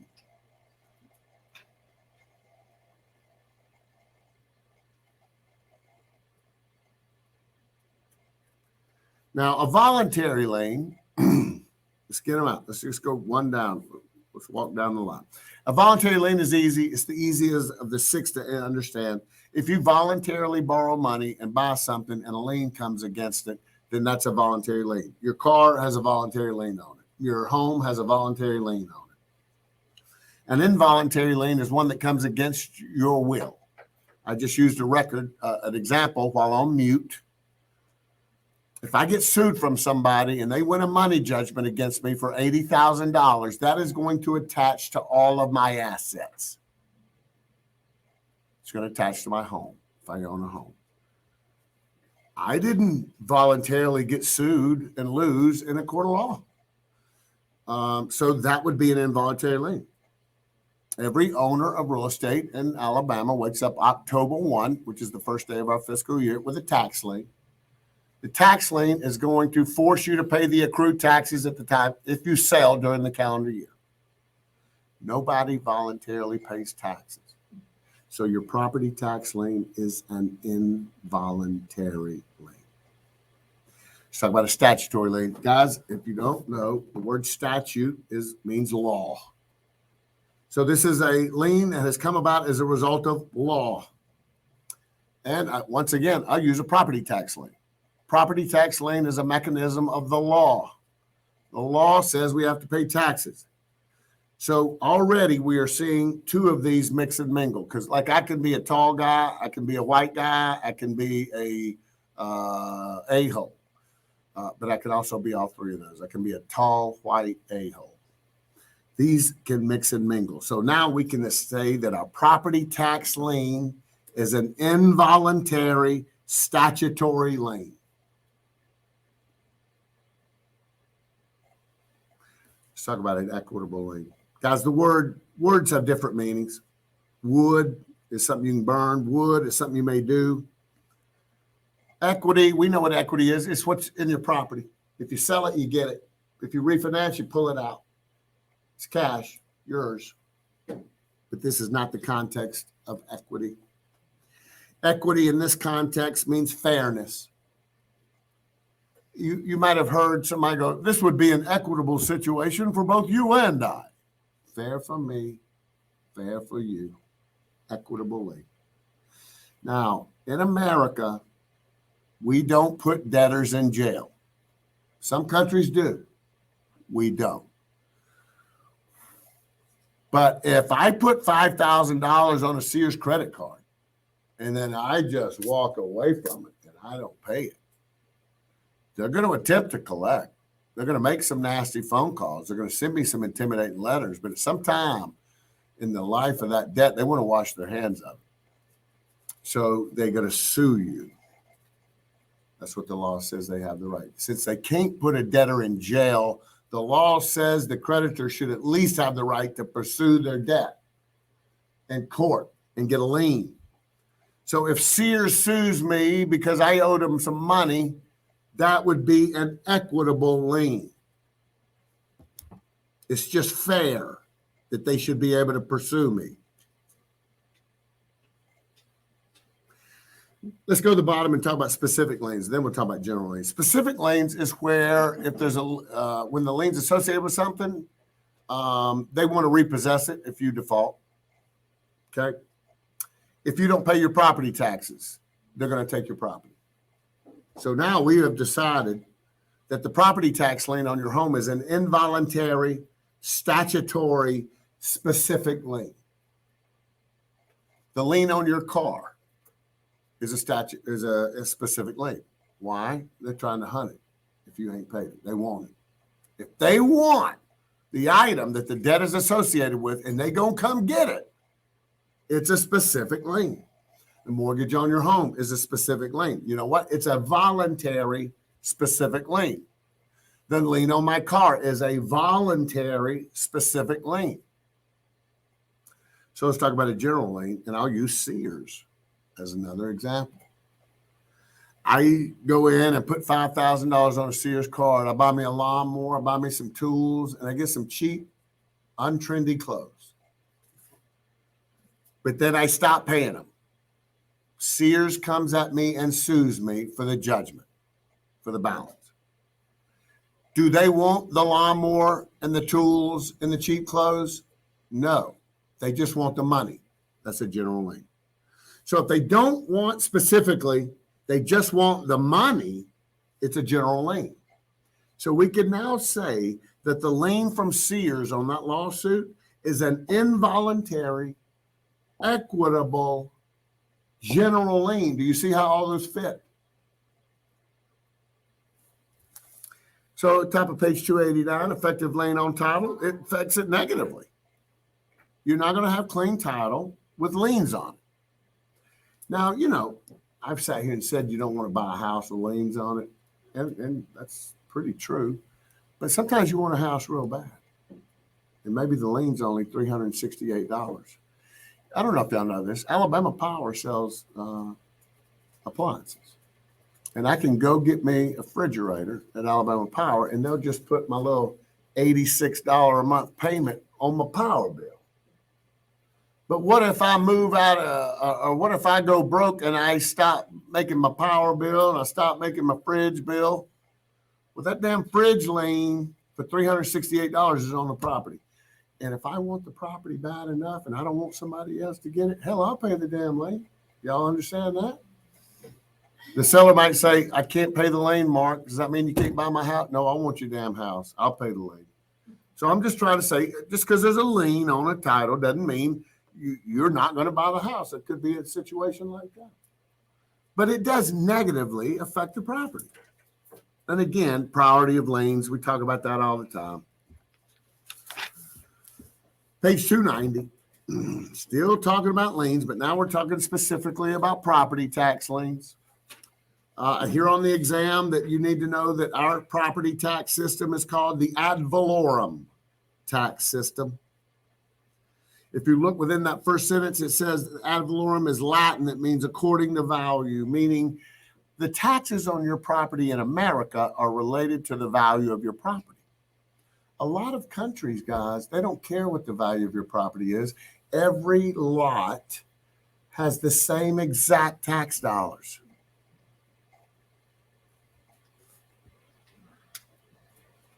Where it's more fair in America. It's relative to the value. Everybody pays the same rate, not the same amount, the same rate. Now, property tax dollars is one of the largest sources of government tax revenue. And it is the earmarked money. Property tax, education monies are earmarked out of property tax dollars. A lot of people got their hands in the bucket of property tax dollars. You see the states, counties, cities, school district, drainage district, hospital, water, sanitary. A lot of people got their hands in the pot of property tax money.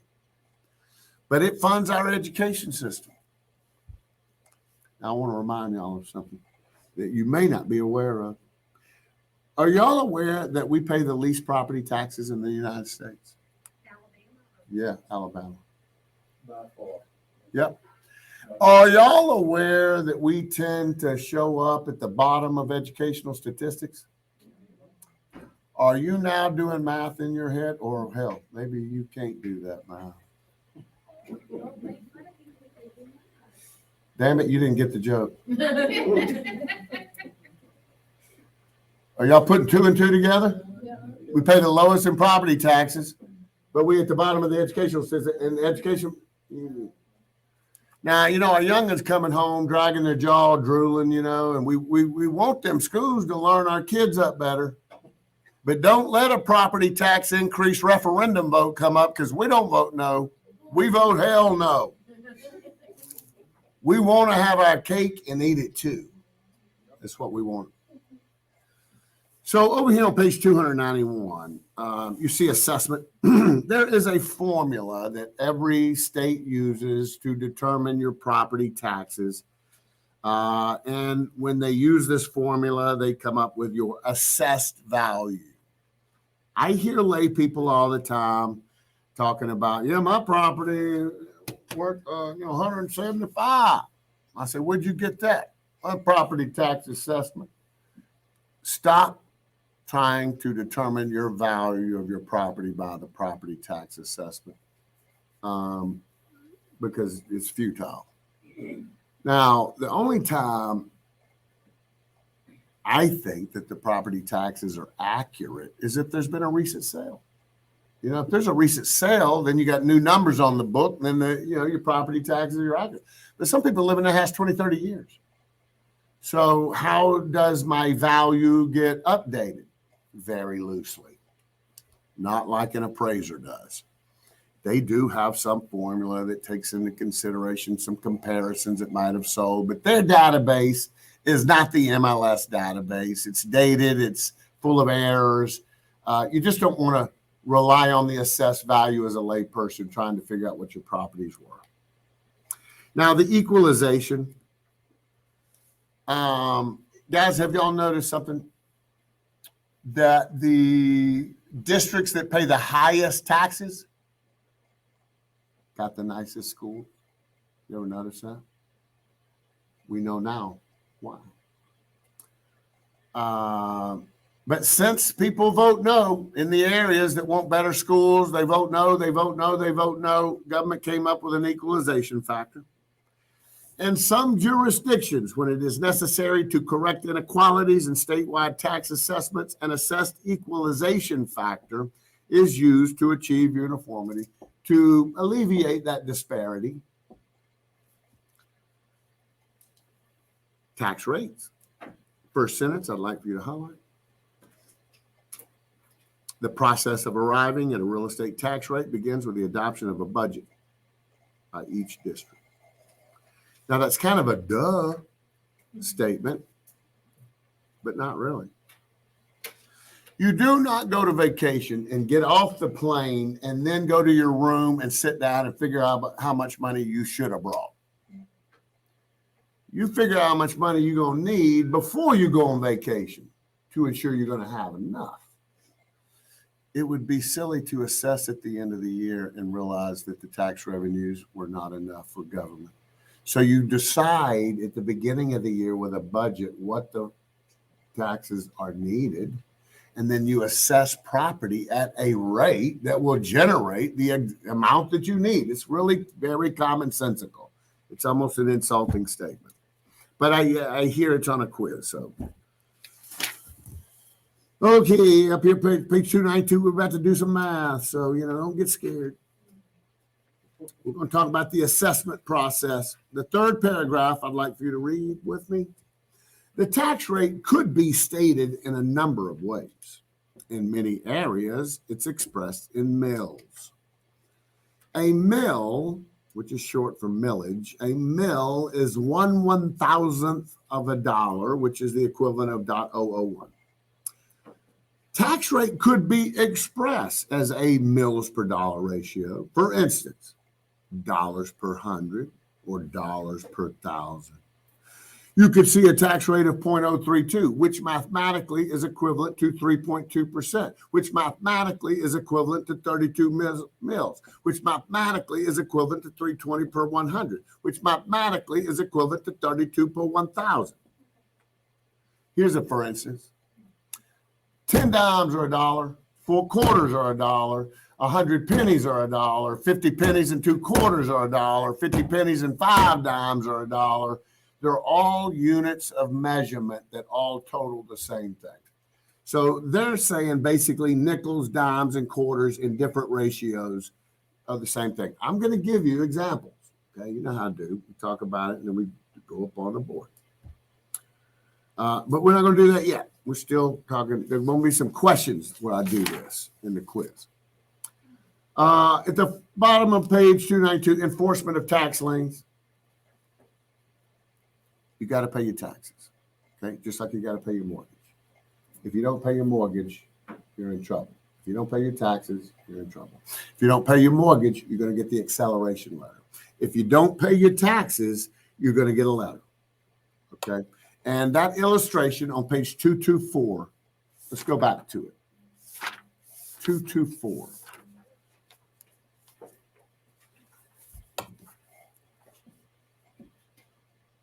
Right in the middle of the page, you see that illustration. The tax is very similar. Data default is where you get the letter from the state saying, Mr. Yarborough, we've reached out to you to pay your taxes. You haven't responded. So now we're going to auction your property tax debt off on this day.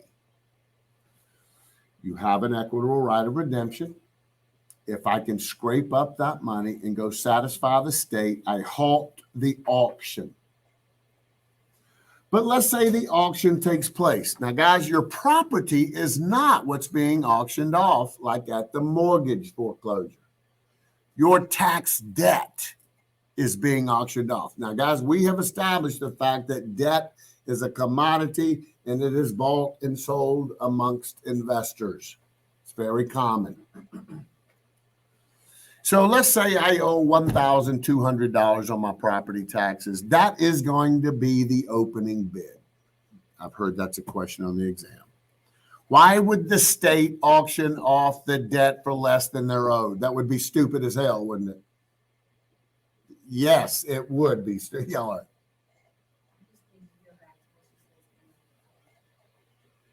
got lost there. You just need me to go back to where?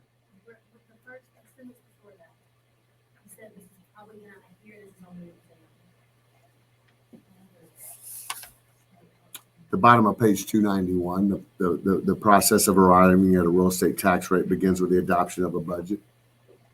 I heard somehow that's on a quiz. I don't know how, but it's not a hard fact to remember. Okay, now we're on enforcement of tax liens. Back to the illustration.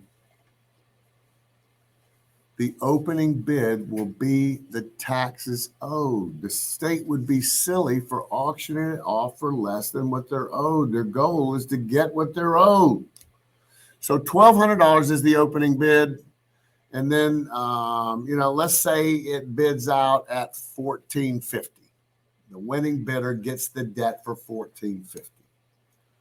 Well, if you want to redeem your property through the statutory right of redemption, you'll do it through the state. You're not going to deal directly with the person that won the bid at the auction. You'll go through the state, but you will pay this person back what they paid for the debt. And it's probably going to be a lot more than what the debt actually was. That's the booger.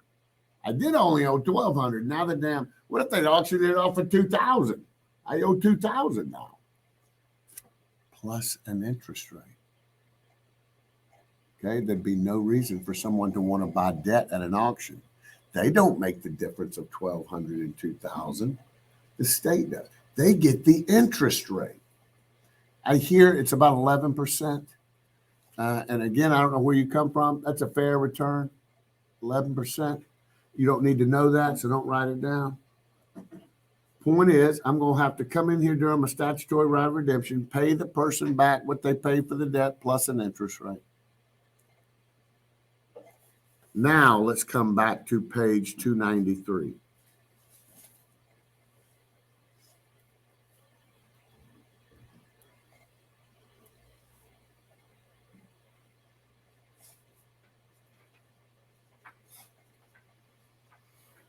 You see at the top of page 293, they call it a tax sale. In the middle, in the next paragraph, the big paragraph, you see italicized certificate of sale. So the highest bidder will receive a certificate of sale. It's italicized in the second paragraph, page 293. It's italicized on the second paragraph. I will receive I don't receive a deed. I receive a certificate of sale. Now, one second. Once the equitable, before equitable, after statutory. Once the statutory right of redemption expires, in the third paragraph, you see it, statutory right of redemption, highlight it. Once the statutory right of redemption expires, then the high bidder receives a tax deed. He got a certificate of sale at the auction, but then once the statutory right expires, he gets a tax deed. And at this point, he can have the sheriff remove the people from the property. Point is, I don't know if you just gathered, the person who's delinquent on their taxes can remain in the property during the statutory period. Now in Alabama, that's 3 years. Yeah. Now at a tax sale, I'm just telling you, you don't need to know this. If an individual does not buy the tax burden, and that does happen sometimes, the state is required to buy it. Isn't that stupid? It's the state's debt. And then they're required to buy their debt, effectively doubling their debt. You gotta be stupid. Point being is if the state buys your tax debt, you have a 5-year right of redemption. You don't need to know that. The 3 and the 5 is just me giving you a little information. It's not on the exam. I just want you to know that I do not get a deed as the high bidder. I get a certificate of sale. And the people get to remain in the property. And then after the right of redemption expires, I get a tax deed. And that's at that point I can have the sheriff remove them from the property. So the before sale, equitable, after sale statutory applies to taxes as well. Second half of the page. Special assessments, local improvement districts. Guys, they may come in and improve your area. You may live on a road, they come in and pave it. You live on a dirt road, they come in and pave it. There's a bill for that. I think the state assumes 60% of the bill, and then they pass the balance, the 40, on to all the property owners that benefit from it. Here's the thinking. Your property values are going to increase because of the improvement, so they want you to have some of your flesh in it, you know. So you will get your, well, I just used a pave. They could pave a dirt road. They could curb a paved road. They could put sidewalks. They could put bike trails. They could put fancy street lights, like in a subdivision. Regardless, like I say, you will get your percentage of the bill. They prorate it relative to the square feet of each lot or each property.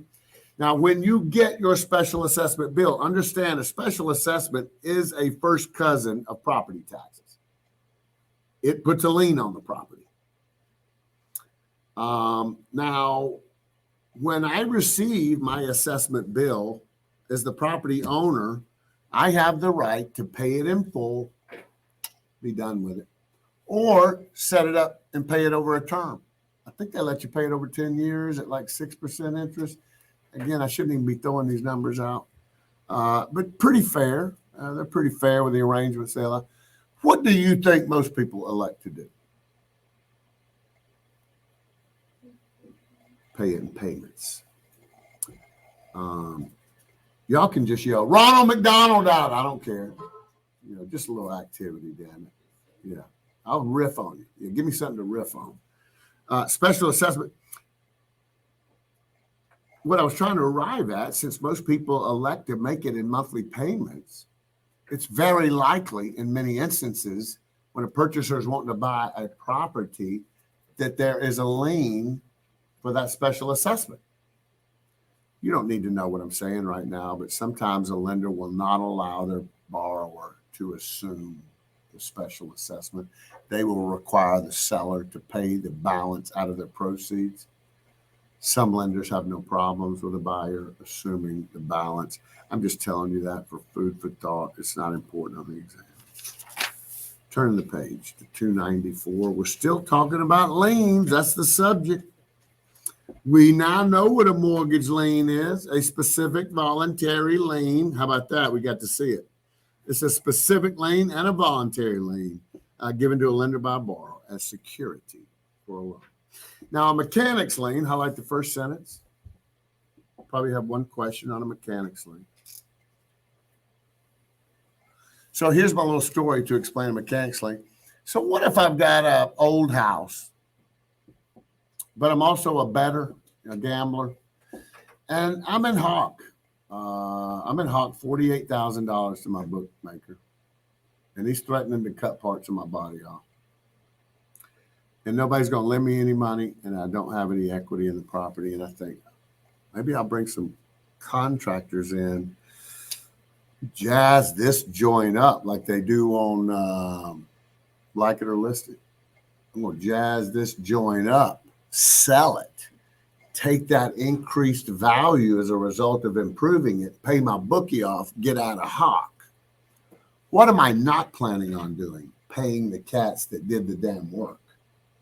So you see what I'm doing? I'm going to benefit from their work, but I'm going to give them the shaft. I ain't going to pay them. Well, this happened. So a mechanic's lien is a specific involuntary lien that gives security to persons or companies that perform labor or furnish material to improve real property. The ability to file a mechanic's lien extends to contractors, subcontractors, or architects, equipment lessors, surveyors, laborers, anybody involved.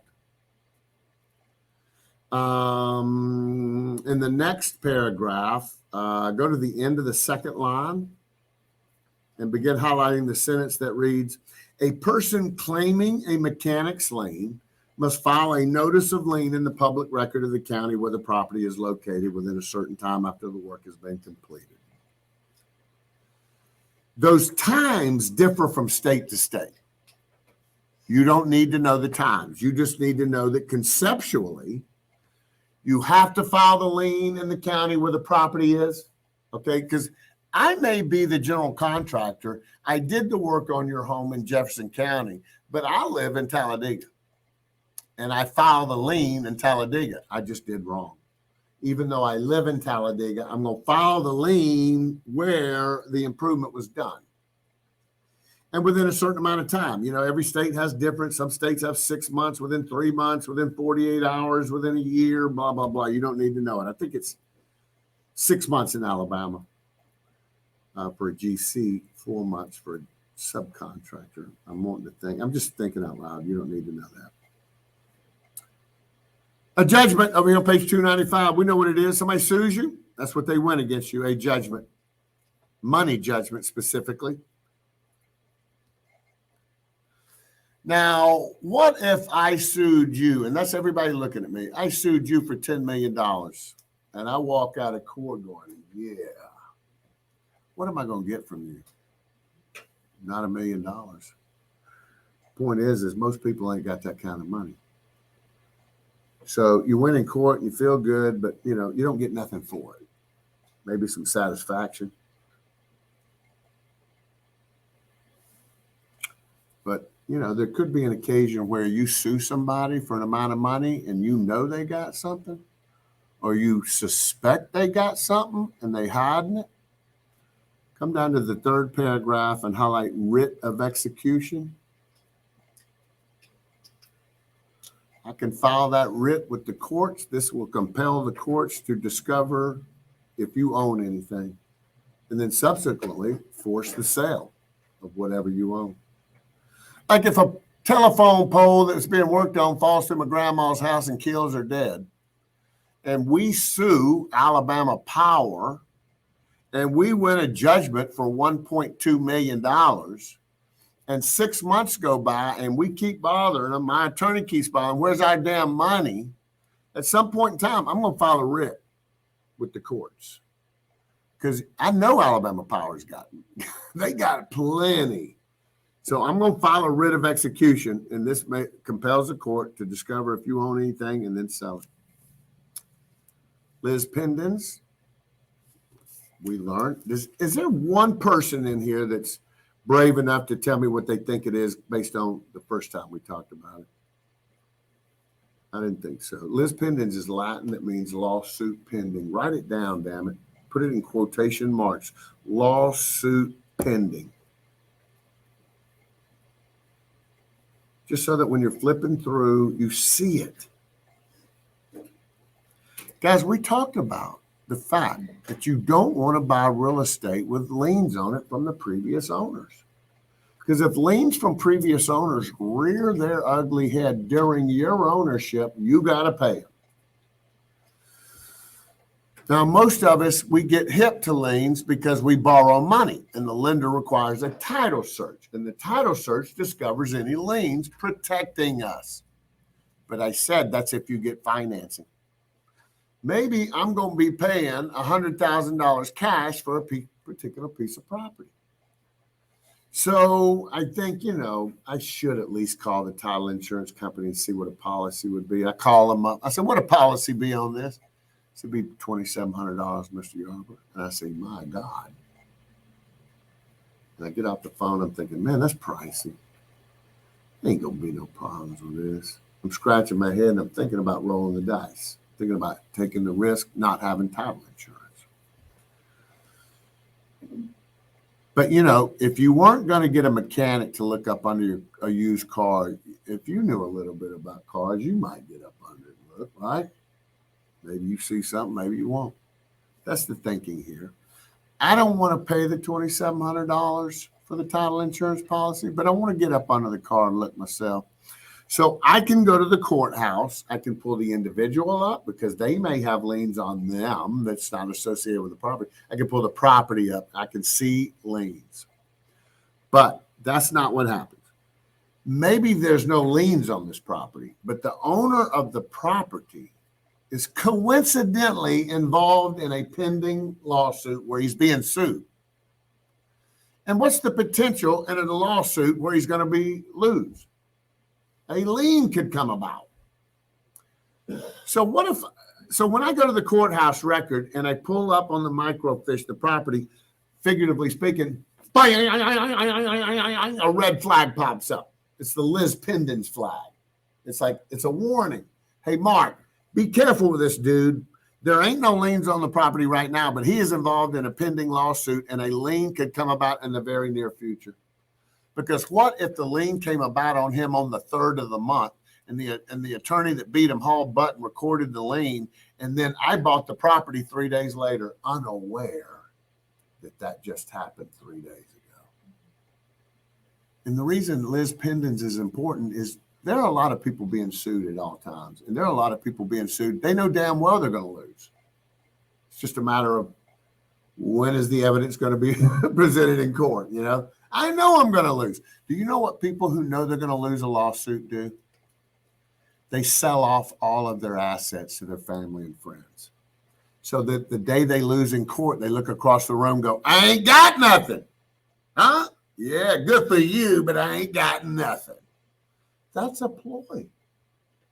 So that's why the Lis pendens. Because what's this dude trying to do? He's trying to sell his property before the court rendering comes. So that's the Lis pendens. It's just a warning. Look out, Mark. Dude is involved in a pending lawsuit. Attachment. This kind of goes back to what I was saying. Some people know damn well they're going to lose, so they try to liquidate before they lose. Well, if I have a sneaky feeling that you're going to try to do that, I'm going to attach your assets. Attachment is a fancy word for a word you've heard of, freezing assets. You ever heard that? Somebody froze my assets. Like if you get a letter from the IRS, Mr. Yarber, it's been determined that you misreported your taxes from the years 2019 through the years 2021. In fact, you owe us $48,000. And it's in your best interest to get a hold of us. And let's handle this. I ignore that for about 2 or 3 months. And then one day I'm in Arby's on Valentine's Day with my old lady, and they declined my credit card. I said, well, try this one. They decline it. I said, try this one. They decline it. I said, well, damn, will you hold my girlfriend hostage while I go to the teller? And I go to the ATM. It eats my card. The IRS has frozen my assets. They don't want me spending my money my savings, my checking, my credit card, and nothing. So yeah, right. Freezing assets, if that helps you, you know.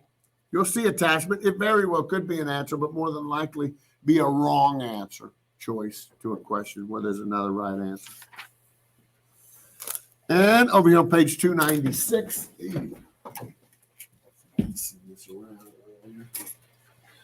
Over here on page 296, they're just finishing the conversation, listing various types of liens. Liens for municipal utilities. Guys, I have a friend that used to manage a super Walmart. Is that what they call them? Super Walmart. Y'all know what a super Walmart's power bill is every day? Yes. $40,000. A day? A day. A month. I'm sorry. Yeah, not a day. Yeah, my bad. I see why y'all's freaking out. So what does 40 break down to 30? About over 1,000 a day. Yeah. Nevertheless, now you can see why they might have liens. Maybe the Walmart don't pay their $45,000 bill, you know. Bail bond lien, I've had a couple of them. IRS tax lien at the bottom of page 296. I want you to highlight the third to last sentence. It reads, its priority, however, is based on the date of filing or recording. And if you're highlighting, underline the next part. It does not supersede previously recorded liens, which to me has always blown my mind because you know how the IRS is. They usually get what they want. So guys, I told you, whenever you belly up financially, the courts will take your assets, sell them at a cash sale, so to speak, put the money in a pot, invite all the people that suffered from your financial ruin to come get some money out of the pot. If you owe the state of Alabama any money, they're up front. They have priority. They're number one in line. So government does, but not federal. State gets priority. They're number one. And then all your other lien holders are in the order of the chronological order that they recorded their deed, which is why we keep impressing the importance of recording your deed quickly to establish your priority. So yeah, state in front, and then hell, the IRS could be in the damn back. But they got to get in line with Sears and J.C. Penney's and all of them. So now we're going to do our 15 minutes, guys. We got 12:58. Let's do it to 1:13. And then I'm going to let y'all get out of here.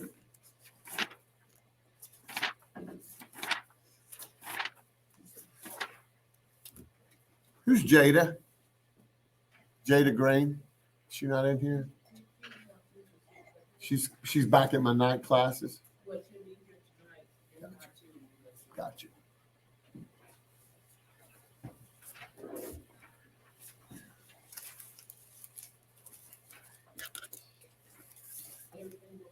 Oh yeah.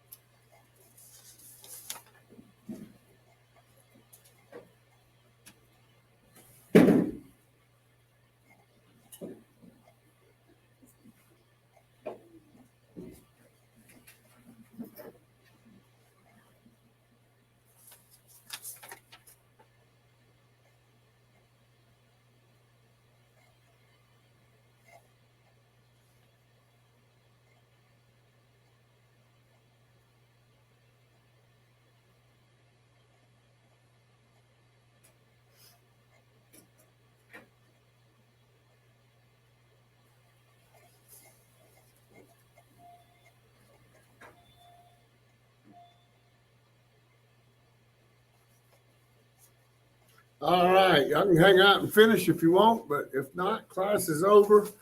So satellite students, moderators, let your students sign, and we'll see y'all tomorrow. We are doing 2 chapters tomorrow, 16 and 17. Virtual students as well. Be prepared. And y'all have a good evening. We'll see y'all in the morning.